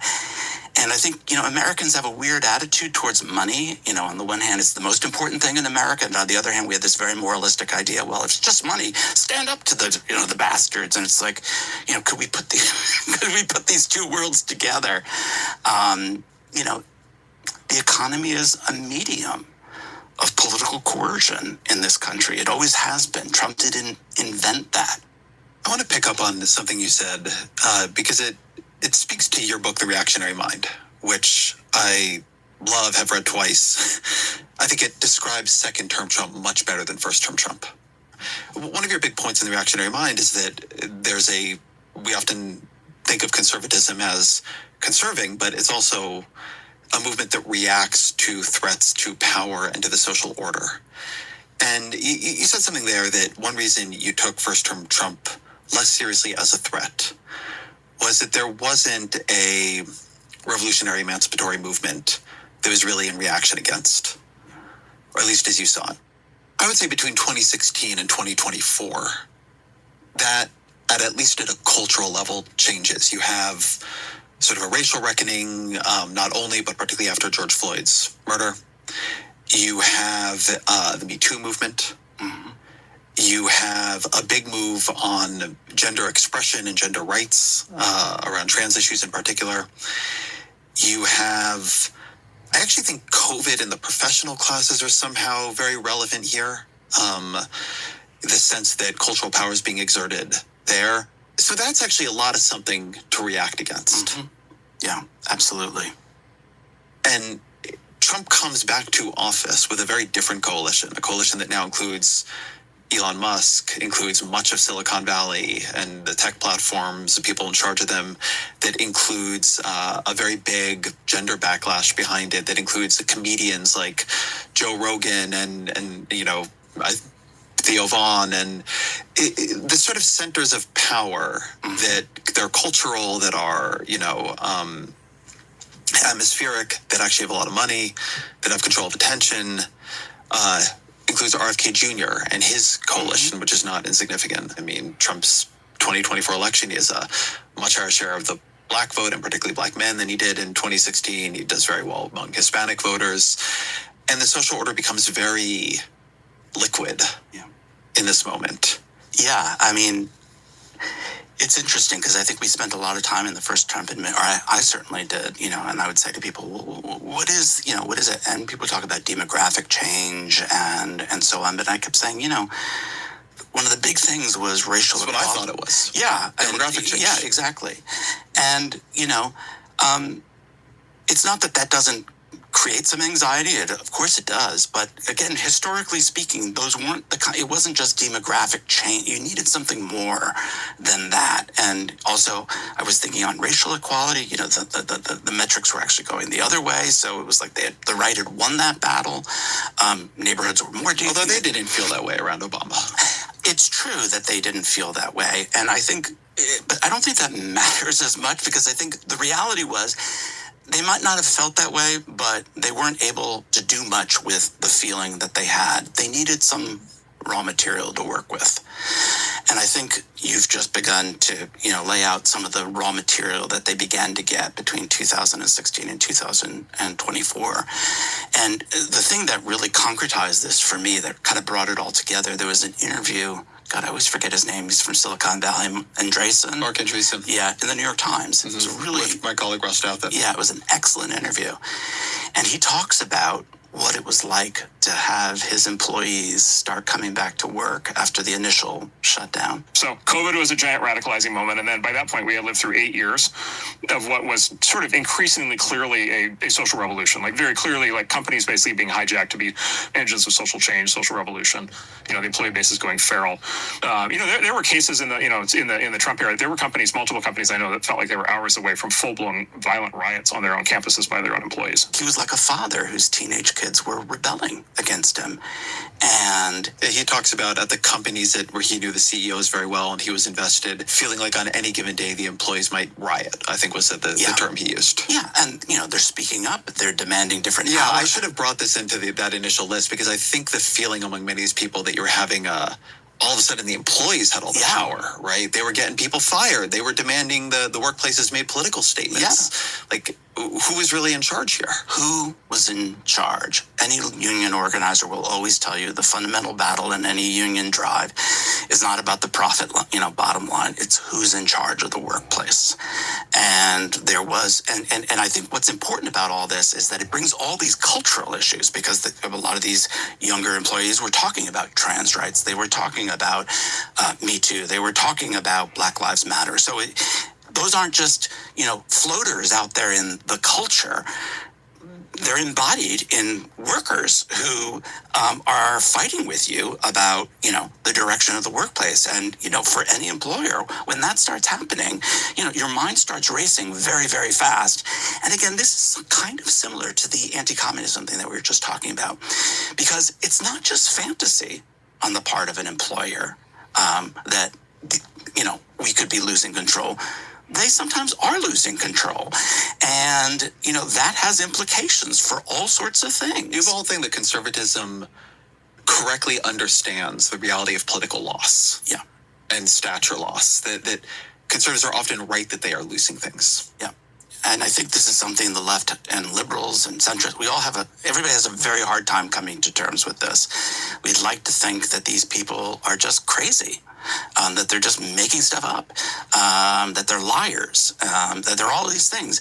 But the truth of the matter is, it's kind of hard to create a politically repressive social movement out of nothing.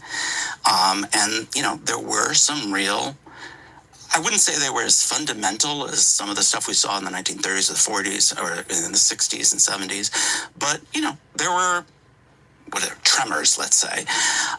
Another thing that Paul Krugman just wrote about recently is, in terms of gender equality, it's not so much that women entering the workforce, that's been going on. I mean, first of all, Black women, and women of color have been in the workforce forever. But in the 40s, you do see increasing numbers of women coming into the workforce. But starting in the 80s and 90s, you see women, younger women increasingly looking for careers. It's the kinds of jobs that they're looking for. They're looking for jobs that white men have traditionally had. CEOs, professors, filmmakers, the whole, editors of the New York Times, the whole 9 yards. It gets very zero-sum very fast. And so, I do think that conservatives understand this. And, people on the left either don't understand it or try to pretend it away. And you're sort of entering into a war, kind of disarming yourself. You just don't quite understand the stakes. You're denying the other side's subjective reality out of which they will power their politics. One thing I have the experience, I think, that many people on the left do, where I hear some of these complaints and I think they're ridiculous. But the level of radicalization around feeling that Twitter was not giving your work enough promotion, that, you weren't allowed to spread what certainly seemed to many and many experts to be vaccine misinformation, right? That there was actually much more the sort of raw material of the movies are all diverse now. We're going to make Thor in Marvel Comics into a woman. We're going to make Captain America into a black man. Like, who cares? It's a comic book. People care. Yeah. And I'm not saying that it is wrong to do that. I want to be very clear, but it is motivating to do that. You have a line in The Reactionary Mind where you say, quote, conservatives often are the left's best students. Tell me about that. I started teaching about conservatism in, the first or second Bush administration, just started reading these texts. And one of the things that shocked me, and I started with Edmund Burke, the father of the whole thing, was all the times in which he hates the Jacobins, he hates the French Revolution, he hates all of it.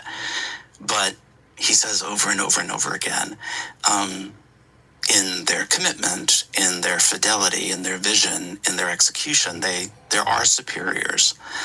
And there is a real kind of grudging respect for what this rabble has been able to accomplish.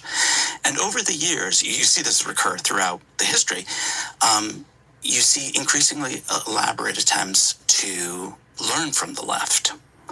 Now, sometimes this is very kind of strategic and instrumental.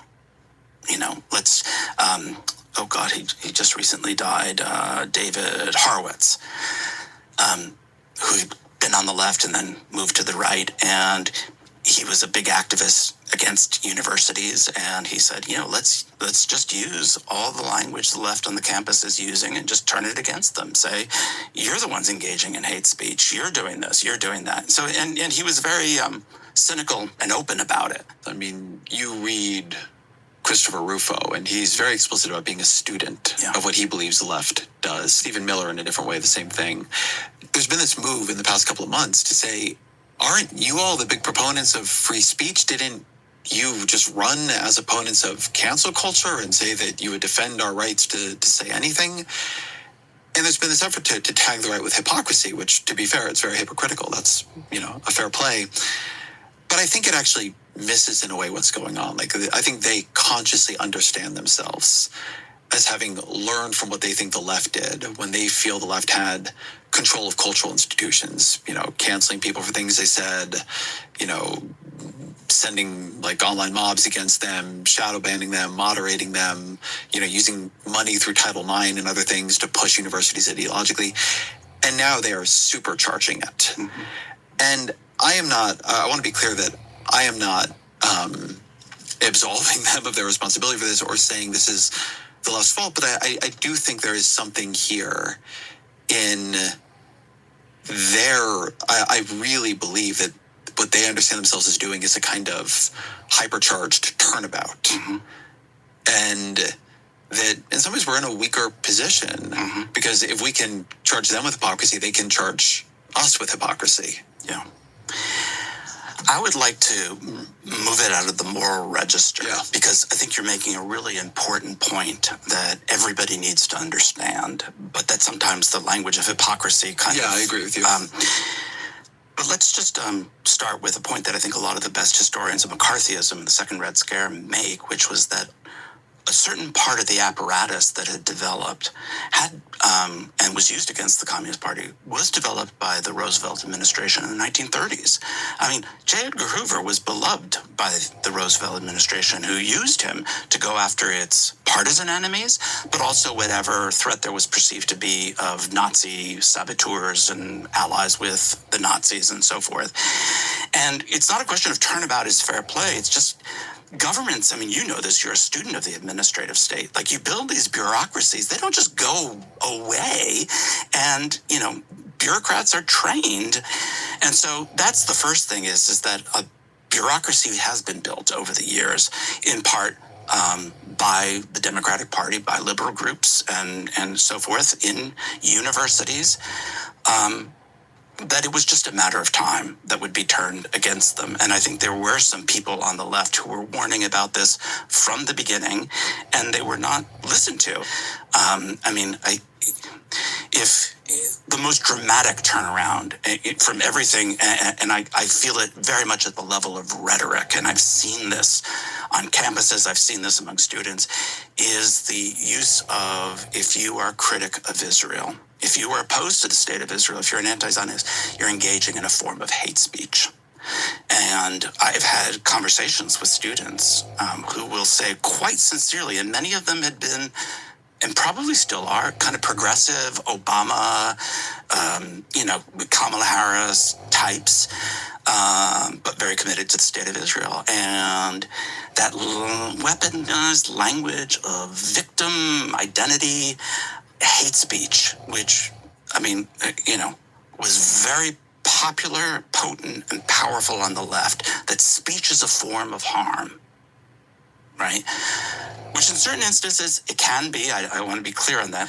But, you know, just the assumption that people say things that make me uncomfortable, that I find offensive, and so on and so forth, that was, I think, probably in the last 2 years was, if you want to look at, just politically potent, explosive moments where you're seeing the writing on the wall, that to me was it, because university administrators really were caught kind of with their pants, like they put their pants down, like they didn't know how to react to this because they were so steeped in that language themselves. They had no way.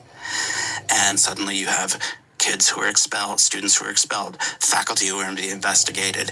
And, the truth of the matter is, calling for the, destruction, just calling for it, saying, I believe in this, is not a violation of it's protected speech. So some of the things that you were just talking about them doing, the universities, they justified their crackdown in terms of anti-Semitism. Always a very strange rationale for what they were doing. Yeah. But I think when he comes into office with this new coalition, it doesn't have what we were talking about a minute ago, which was an omnithreat. Mm-hmm. Doge was justified as efficiency, right? As if it were the reincarnation of reinventing government from the Bill Clinton administration. And there were, you can go watch panels of people on the right saying, no, we have to be honest. This is about ideology. We're trying to take back the administrative state, but it was justified in terms of efficiency and saving money. Yeah. You have the attack on the law firms, which isn't really justified by any big argument at all. They just do it. Mm-hmm. Attack on media outlets is more justified by a sense of bias and attacks on Donald Trump. There isn't a thing uniting it. Mm-hmm. And it wasn't exactly that it was slowing down, but I would say a month ago, 2 months ago, my sense of it was that as bad as it wasn't quite holding together. Mm-hmm. And then Charlie Kirk was assassinated. Yeah. And I guess, let me ask you this. How have you seen them change what they're saying, what they're doing in the aftermath of that? Yeah. So I think at the level of words, which I'm usually a little skeptical of, but I think in this instance matter, you see the emergence of vengeance as a language. And vengeance is an old language. It goes back to the ancient Greeks and the Bible. And it's a very dangerous language. And there's a reason why the Greeks were terrified of it. Because, put it this way, it has a licensing structure that is extraordinarily permissive, on the one hand. But on the other hand, and this is almost a paradox, it has a very stern injunction, moral injunction at the heart of it. You have to take revenge for this loss, and if you don't, it's as if you're committing a second murder yourself. You're not honoring this person. And this is, it's a really terrifying language. It's not one that's monopolized by the right. There was a wonderful historian, Arno Mehr, who wrote a wonderful book about the French and the Russian Revolution, where he talks about, it's called The Furies, actually, after the ancient Greek gods, about the role of vengeance on the left. And it is absolutely terrifying, this sort of holy violence that it seems to authorize, where people are morally empowered to do horrible things that they wouldn't ordinarily feel themselves authorized to do. So just before I came over here, I looked, the Chronicle of Higher Education is just keeping track of how many people have been fired, faculty and jobs, since the Charlie Kirk murder. And because of that, it's up to, it was like up to almost 40 this morning. That's, are we less than a week now? It's about a week now. That's just 1 week. And those are not... And just one industry. And one industry, and voluntary. These are decisions of employers that are just doing this. And these, in an industry, by the way, where you have the most protection of any work, more protection than you have, Ezra Klein, with tenure and often, union rights and so forth. It's Hannah Arendt wrote a letter to her mentor, Karl Jaspers, in the middle of the McCarthy era. And she said, everything melts like butter under the sun. And what she meant was the collapse of the institutions and the collapse, the leaders of the institutions, of people who, as you were saying about Hollywood, just the day before, sounded a little bit more robust. And I've just, this murder has galvanized the right for reasons that, like the second Red Scare, are both strategic and sincere, and you can see it. And it feels like they're just getting started. In today's super competitive business environment, the edge goes to those who push harder, move faster, and level up every tool in their arsenal. T-Mobile knows all about that. They're now the best network according to the experts at Ookla Speed Test, and they're using that network to launch Super Mobile, the first and only business plan to combine intelligent performance, built-in security, and seamless satellite coverage. That's your business supercharged. Learn more at supermobile.com. Seamless coverage with compatible device in most outdoor areas in the U.S. where you can see the sky. Best network based on analysis by Ookla Speed Test Intelligence data 1H 2025. I want to play you a clip of Stephen Miller, who's deputy chief of staff, was close to Charlie Kirk, and seems as much as anybody to be sort of structuring the response here. With God as my witness, we are going to use every resource we have at the Department of Justice, Homeland Security, and throughout this government to identify, disrupt, dismantle, and destroy these networks and make America safe again for the American people. It will happen, and we will do it in Charlie's name. These networks is the term I want to zoom in on there. In that same episode, Vance talks about the Ford Foundation, the Open Society Foundation, The Nation magazine. Charlie Kirk was murdered by, as best we know, a single gunman, making a very, very, very terrible decision. But what I see happening is an effort to blow this up into a kind of omni-threat. There is this thing called the radical left. It's not just this crazy guy in Utah. It's all the NGOs that support liberal or left-wing causes. It's anybody who, through, the Soros Foundation has supported liberal judges. It's an effort to turn, and I guess the argument is they created a climate in which this guy got radicalized. But the effort to expand this, to create your threat that links it all together, and then, crack down on that threat, that feels to me like where we're entering into I've been thinking about it as a blue scare, right? That feels to me like the symmetry here, the size of the enemy, which I think is something they sort of thought before, right? They didn't just learn about, I think bringing in the Ford Foundation is ridiculous, but they've been talking about the NGO network for a long time. Right, but now they have their reason to go after it. I want to read to you the language of the Smith Act, which was the kind of the major legislative tool that was used against the left during the McCarthy era. This was the way you could bring people up on criminal charges. What was criminal was conspiring with someone else to organize a party or a group. Conspiring with someone to organize a party or a group to advocate, teach, or encourage the desirability of the overthrow of the government by force or violence. What do you notice there? You notice the number of nouns and verbs you have to get to before you get to violence, right? Mm-hmm. And I think it's very relevant to what you just said.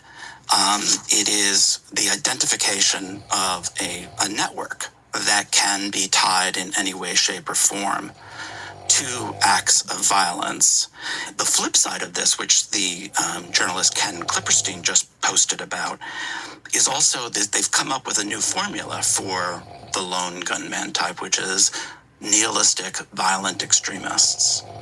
Nihilistic is an interesting word choice because it's kind of like anything and everything. So on the one hand, they're identifying this network to go after a whole apparatus that they both believe and, don't, and some of them opportunistically believe, but then also this very free-floating signifier of the kinds of individuals who might engage in violent extremism. Yeah, so the idea is there is no such thing as the individual. That the individual is the product of a climate. Everybody's a vector. Everybody's a vector. And so, if you're an organization, as anybody who works at it, or, who maybe now said anything that is disrespectful to Charlie Kirk or talked about things that you think are the kind of thing that the shooter could have believed, they become fair game. Absolutely. And again, the thing that the president and I would look to is, it'll oftentimes start with the employer investigating their own personnel. And those investigations then become a kind of raw database for the authorities. But you can see how in an environment like this, that archive becomes fair game for the Trump administration to demand handing it over, sharing it with other actors. To me, it's the elaborate infrastructure, the meeting of rhetoric and institutions and law and the state. That, to me, is what we're seeing. I think that's right. And then I think what we're seeing is the connecting that to state power. Yeah. In a way, the left, I think whatever the right thinks of it, really did not. Yeah. And did not do in this way. There is you just saw it with the Jimmy Kimmel thing. Yeah. Which feels very Red Scare to me. Yeah. And comes from the head of the FCC. Yeah. Functionally threatening to use the FCC's power to block a merger. Yeah. The federal government has a lot of discretionary power reaching all across the economy. It funds universities, it approves or disapproves of mergers, it regulates different players, it has all kinds of authorities to ask for information. It can do, if it begins to unleash itself from, procedural neutrality. Yeah. There's very little it can't touch. And so what they seem to me to be doing is they've been building for some time, really since coming into their second term. They came in and said, the cultural institutions, the various institutions of society were turned against us. This is what Project 2025 is largely about. We are going to use the state to bring them to heel. We're going to break them. And they were doing that to greater and lesser degrees of effectiveness. But they didn't really have a story. Mm-hmm. And what they have now is a story mixed with the genuine energy of vengeance, right? They did know him. They are really furious. Trump almost was killed by a different assassin's bullet. And so I think the mixture of, genuine sincerity, fury, and a pre-existing ideological project that they had been very, very, very systematically figuring out what leverage the federal government has and how they could use it, often in very novel ways. That's coming together now into something new. And I think is bringing us into a new era. Pam Bondi saying, she had to walk this back a little bit, but Pam Bondi saying, the Attorney General, hate speech isn't protected by the Constitution. We're in something new here, like a very fractured mirror of the previous era, but now deployed by a state trying to crush the network that it understands to be its political enemy. Yeah. Nancy Mace, the congresswoman from South Carolina, after the murder of Charlie Kirk said, we don't fund hate, we fire it. We fire hate. And, you talk about, they have about a narrative. You couldn't come up with a more pithy narrative. They're not just going to fire people over this, although they are going to do that. But, they want to, crush the institutions that they claim, as you say, fostered this environment. They have they have a martyr. They have a cause célèbre. It's interesting you brought up Trump about his almost being assassinated, because it almost seems like he was more moved by what happened to Charlie Kirk than what happened to him. But it's become emblematic. He's a figure, and you see this throughout the history of both right and left-wing movements. They have their martyrs. I think Trump felt less vulnerable in a strange way after the near assassination of him. I think it scared him. I think it shook him. Yeah. But I also think he came out with this, I am chosen by God. I am touched. I am marked. Yeah. And Kirk's killing yeah. made them all feel vulnerable. Yeah. And, vulnerability is a very scary emotion. Justice Jackson, great Justice Robert Jackson, who's a New Deal Supreme Court appointee, and he was also the prosecutor at Nuremberg. He said, security is like liberty in that many are the crimes committed in its name. But then let me flip this, because I do think there's a lot of discontinuity here too. Mm-hmm. One discontinuity is leftism, liberalism, however you want to define the thing they're actually now going after. It's not communism. Yeah. It's not on a global march unexpectedly taking over countries. Yeah. It's not, committing espionage at the high levels of American government, because it's also not an alien force trying to alter the country from within, at least not in the eyes of much of the country. I think that they are very rapidly overreaching. It doesn't make what's about to happen not dangerous. It doesn't mean people are not going to see their lives destroyed or worse. But the Kimmel thing was a signal to me, Kimmel's suspension. Once you've defined it as Jimmy Kimmel, you've, I think, gotten pretty lost in what you're going to be able to defend, because to most people, Jimmy Kimmel does not represent a form of left-wing radicalism. He is milquetoast network comedy. Mm-hmm. And then you begin to create a nobody is safe dynamic, which is what they want to create, but is also not a great politics. I mean, I've been thinking about this from your line when you say conservatives are often the left's best students. The form of the left they are studying in this case, that Rufo and Miller and others are studying.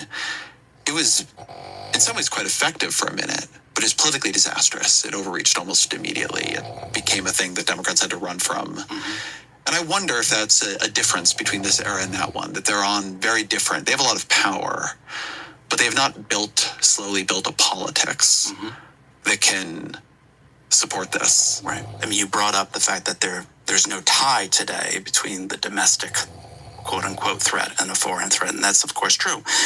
But the flip side of that was that the Soviet Union, and having to conduct the second Red Scare in light of the Soviet Union and the kind of ideological challenge it posed throughout the globe, forced the right to be careful about how it engaged in its project. They're very, very careful to say, we are defending, as Arthur Schlesinger, the vital center against the extremes of both. And you had right-wing organizations on the Attorney General's list. I mean, J. Edgar Hoover's FBI, despite what the movies tell us, it did help break up the Klan in the 1960s. It had to. It was just part of this global contestation, particularly in Africa and Asia, and it was discipline. That's not there anymore. Henry Farrell, the political scientist at Hopkins, has a great post that came out in the last couple of months about, the thing that regimes really need to make very clear is, like, we're going to reward you if you're with us, and we're going to punish you if you're against us. And you have to be really, really consistent about that. Like, there's almost a proto-rule of law element in that reality. And when regimes don't do that, which, I think is part of the problem that we're seeing, is that, what does it take to kind of get them off your back? It's not really clear. And what's it going to take to not have people harass you and do all these things? It's not really clear. That's not always a great position for an authoritarian, proto-authoritarian regime to be in, because it means your coalition partners are going to become as uncertain as your enemies are. And so on the one hand, it does mean that the right's narrative of a kind of foreign domestic threat is a little bit murkier, but it also means it's a little bit unconstrained by that international challenge. I mean, obviously there are still international challenges to the United States, but they're not the same ideological challenges. If anything, the United States seems to following the model of other authoritarian regimes throughout the globe. So that's where I'm just uncertain. I mean, I think we're in the most politically dangerous period of my lifetime. That's how, at least, I am experiencing it. I think the mistake I made during the first term and up until the second term, just being steeped in history sometimes can be not such a great thing. You're always looking for parallels, you're looking for discontinuities and all the rest of it. But the thing is, when you actually go back to Weimar Germany, you go back, the thing that you see most clearly among everybody is this is all new. We have no idea where this is going. And the historical imagination, I think today, I've been trying to disentangle myself a little bit from that and to say, Trump is he's his own kind of an actor. I've become very careful about which historians or historically steeped commentators I have on, not because they're wrong, but people get very trapped in their dominant metaphor. Yeah. If what you know is Russia, this becomes Russia. If what you know is Weimar Germany, it becomes Germany. Absolutely. If what you know is fascism, it becomes fascism. And they all have light to shed, and they can all create a sense of a story that we already know how it turns out. Yeah. And we don't. And I do think your point about the disciplining force of the Soviet Union is real too. I mean, who ends McCarthyism? It's Eisenhower. And why does the Republican Party nominate Eisenhower rather than Taft? I mean, in significant part, it's that what is holding it together is the fight against communism, and Eisenhower is less of an isolationist and a much more credible figure on that. To me, though, there's also a lesson in that, which is, a lot of people challenged McCarthy and lost. Liberal Democrats, liberal Republicans. That what was dangerous for McCarthy was when he really abandoned the center, was going after the army and other things where people just didn't buy it anymore. And then, he could be sort of pushed to the margin. Mm-hmm. And I think this is tricky. I think I'm watching people have very different reactions about politically how to respond right now. And I don't think any of us know. I think anybody who says they know is lying. But it's one of my instincts that their abandonment of free speech, their abandonment of due process, they're going after people like Kimmel. I think everybody thinks it was bad for Democrats that they lost the comedians. Well, are the comedians so happy about what they see happening right now that I think they're the one place where I think people need to think very carefully about their response and what they want to do is what kind of coalition can you build against this? Because all of a sudden, to go to something that you were saying earlier, people get very nervous. There's a lot of political power and people feeling unsettled about where they're going to stand in society and what damage can be done to them. And all of a sudden, the Trump administration is coming for a very wide swath of everyone. Yeah. To what we were talking about with the Red Scare, it took a long time to build that. Mm-hmm. They're speed running this very fast. Right. Yeah, this is the scary part of the story. The second Red Scare succeeded. Part of what deprived McCarthy of oxygen was not just that he went after the military, but that, they had really drummed out and, at the level of what their ambitions were, they had really succeeded in stopping the New Deal from where it was heading. And, his electoral returns were just, it was diminishing to some degree. What would you say the damages of the Red Scare after it had ended did to the left, did to the country, did to its government, its institutions? And what do you think that tells us about what, 4 years of the Trumpist assault on our government institutions now could do? I think the first and most important thing was that there was a nascent budding movement that was bringing together labor rights and civil rights, race and class, the relationship between African Americans and capitalism, that the Communist Party and left-wing front groups and just kind of left liberals were pursuing.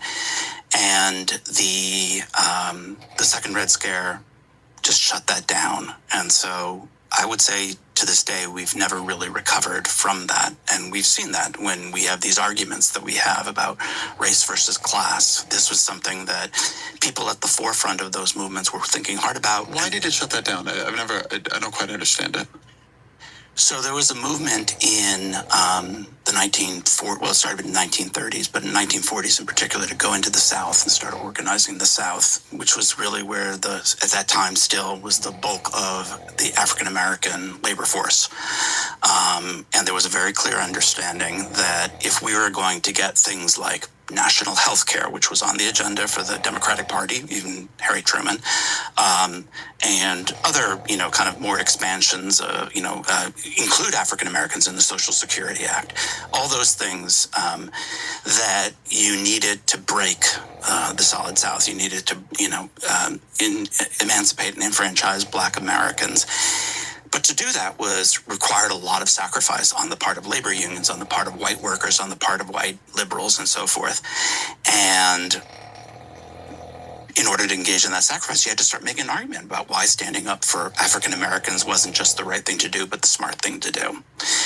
And once the Second Red Scare was able to break what was called Operation Dixie, in a way, it kind of left Black Americans really on their own. Interestingly enough, actually, in the 60s, there were some people like Bayard Rustin who were always trying to repair that alliance, but it was really broken after that. So I'd say in the field, that was probably the biggest loss. I think the second one was about foreign policy. There were a group of people in the state department who were experts on East Asia, security experts who were, on the left, were all purged. There have been a lot of historians who've made the argument that this sets the stage for the disastrous consequences with the Vietnam War, that you just, lose a whole body of institutional knowledge that has devastating consequences for the people of Vietnam and for the United States as well. The lessons, I think, for today are, as we're seeing with the purge of the government, there's a whole body of knowledge that seems to be gleefully being tossed aside when it comes to climate, when it comes to vaccines, a whole array of things. We do not know what the consequences are. Then always a final question. What are 3 books you'd recommend to the audience? There is a translation of a Jewish Hebrew Israeli poet, Chaim Bialik, who died many years, in the last century. He was considered the great Jewish national poet. And he wrote this poem after the Kishinev pogrom in 1903 called On the Slaughter. And Netanyahu invokes this, but after Gaza. But there's a translation by a wonderful translator named Peter Cole that's coming out with New York Review of Books. It's called City of Slaughter, that complicates that story and shows what a powerful poet who complicates any idea of vengeance, in particular, vengeance. So that's one book that I would really recommend. A second book is Victor Navasky's Naming Names, which is about the McCarthy era. And the reason I recommend this about Hollywood is it really focuses on what we were just talking about, the individual and the role of individuals and the choices they make and what the ramifications are. And it's a wonderful read. It came out, I think, in 1980.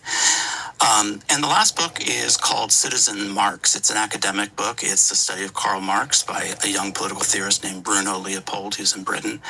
And it's the Marx you never knew about. It's the Marx as a theorist of freedom who cared about things like freedom of the press passionately. His first article is about freedom of the press. And this, I think, might be of particular interest to you.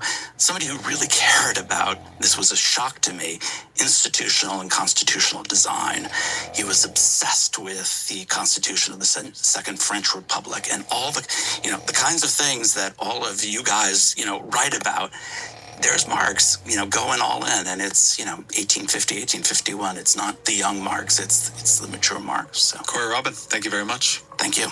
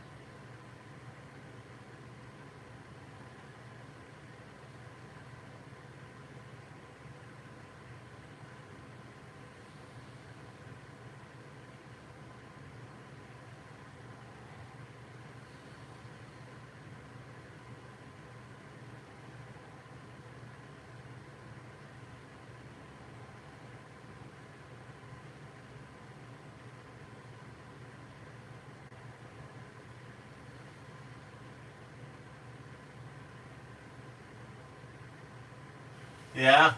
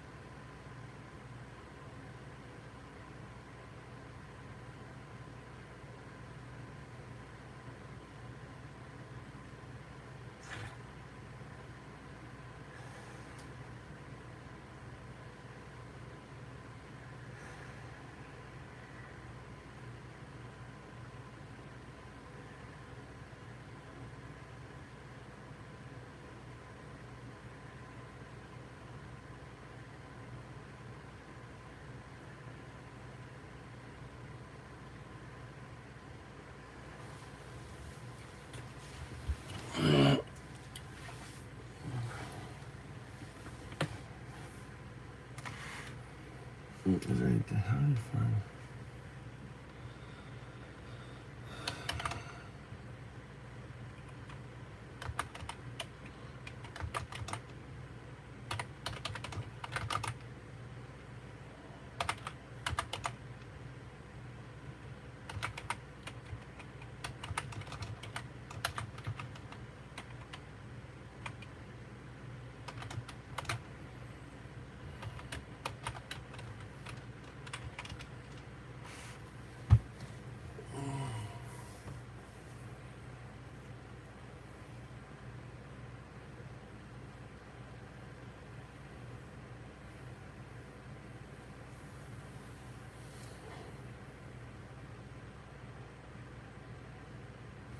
Stop.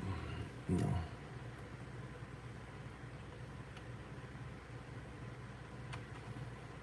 All right. Okay.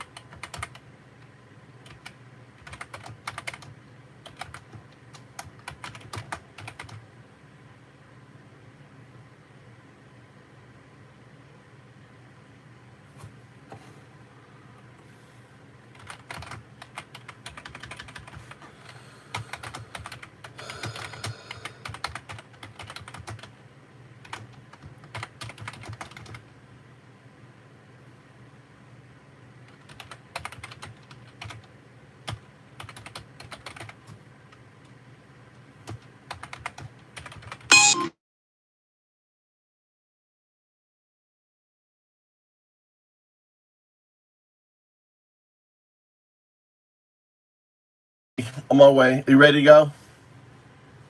Yeah. All right. You got the committee store? Yeah. Okay.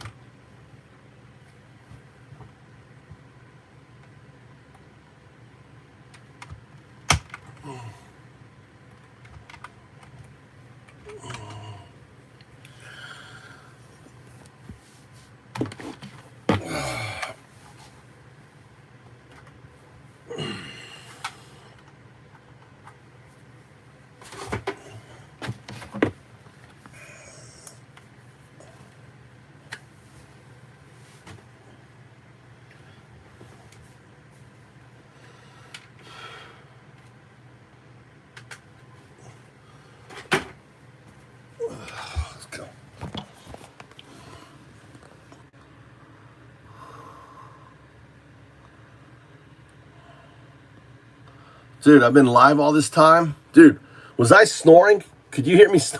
Oh my God. I've been live all this time. God, was I snoring?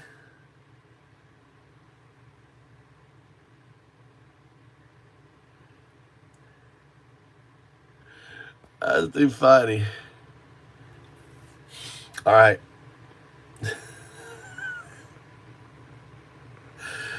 No one's here. Maybe I was I snoring? Dude, I was sleeping good. One time I yelled out. I thought my wife. Did you hear me yell out? Dude, this is probably a good one. Dude, this is one for the record books. All right, go. See, I got to go get Mikey. We got to go get Mikey. I'm going to reboot. Reboot. Let's do some whack-a-mole, whack-a-nole, whack-a-mucka-bucko. All right. Let's open up another terminal. Let's run this. Let's run...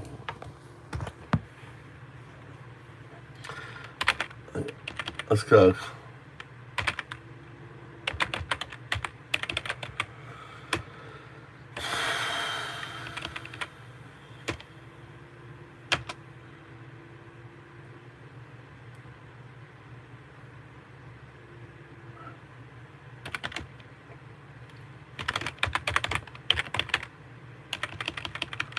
Read.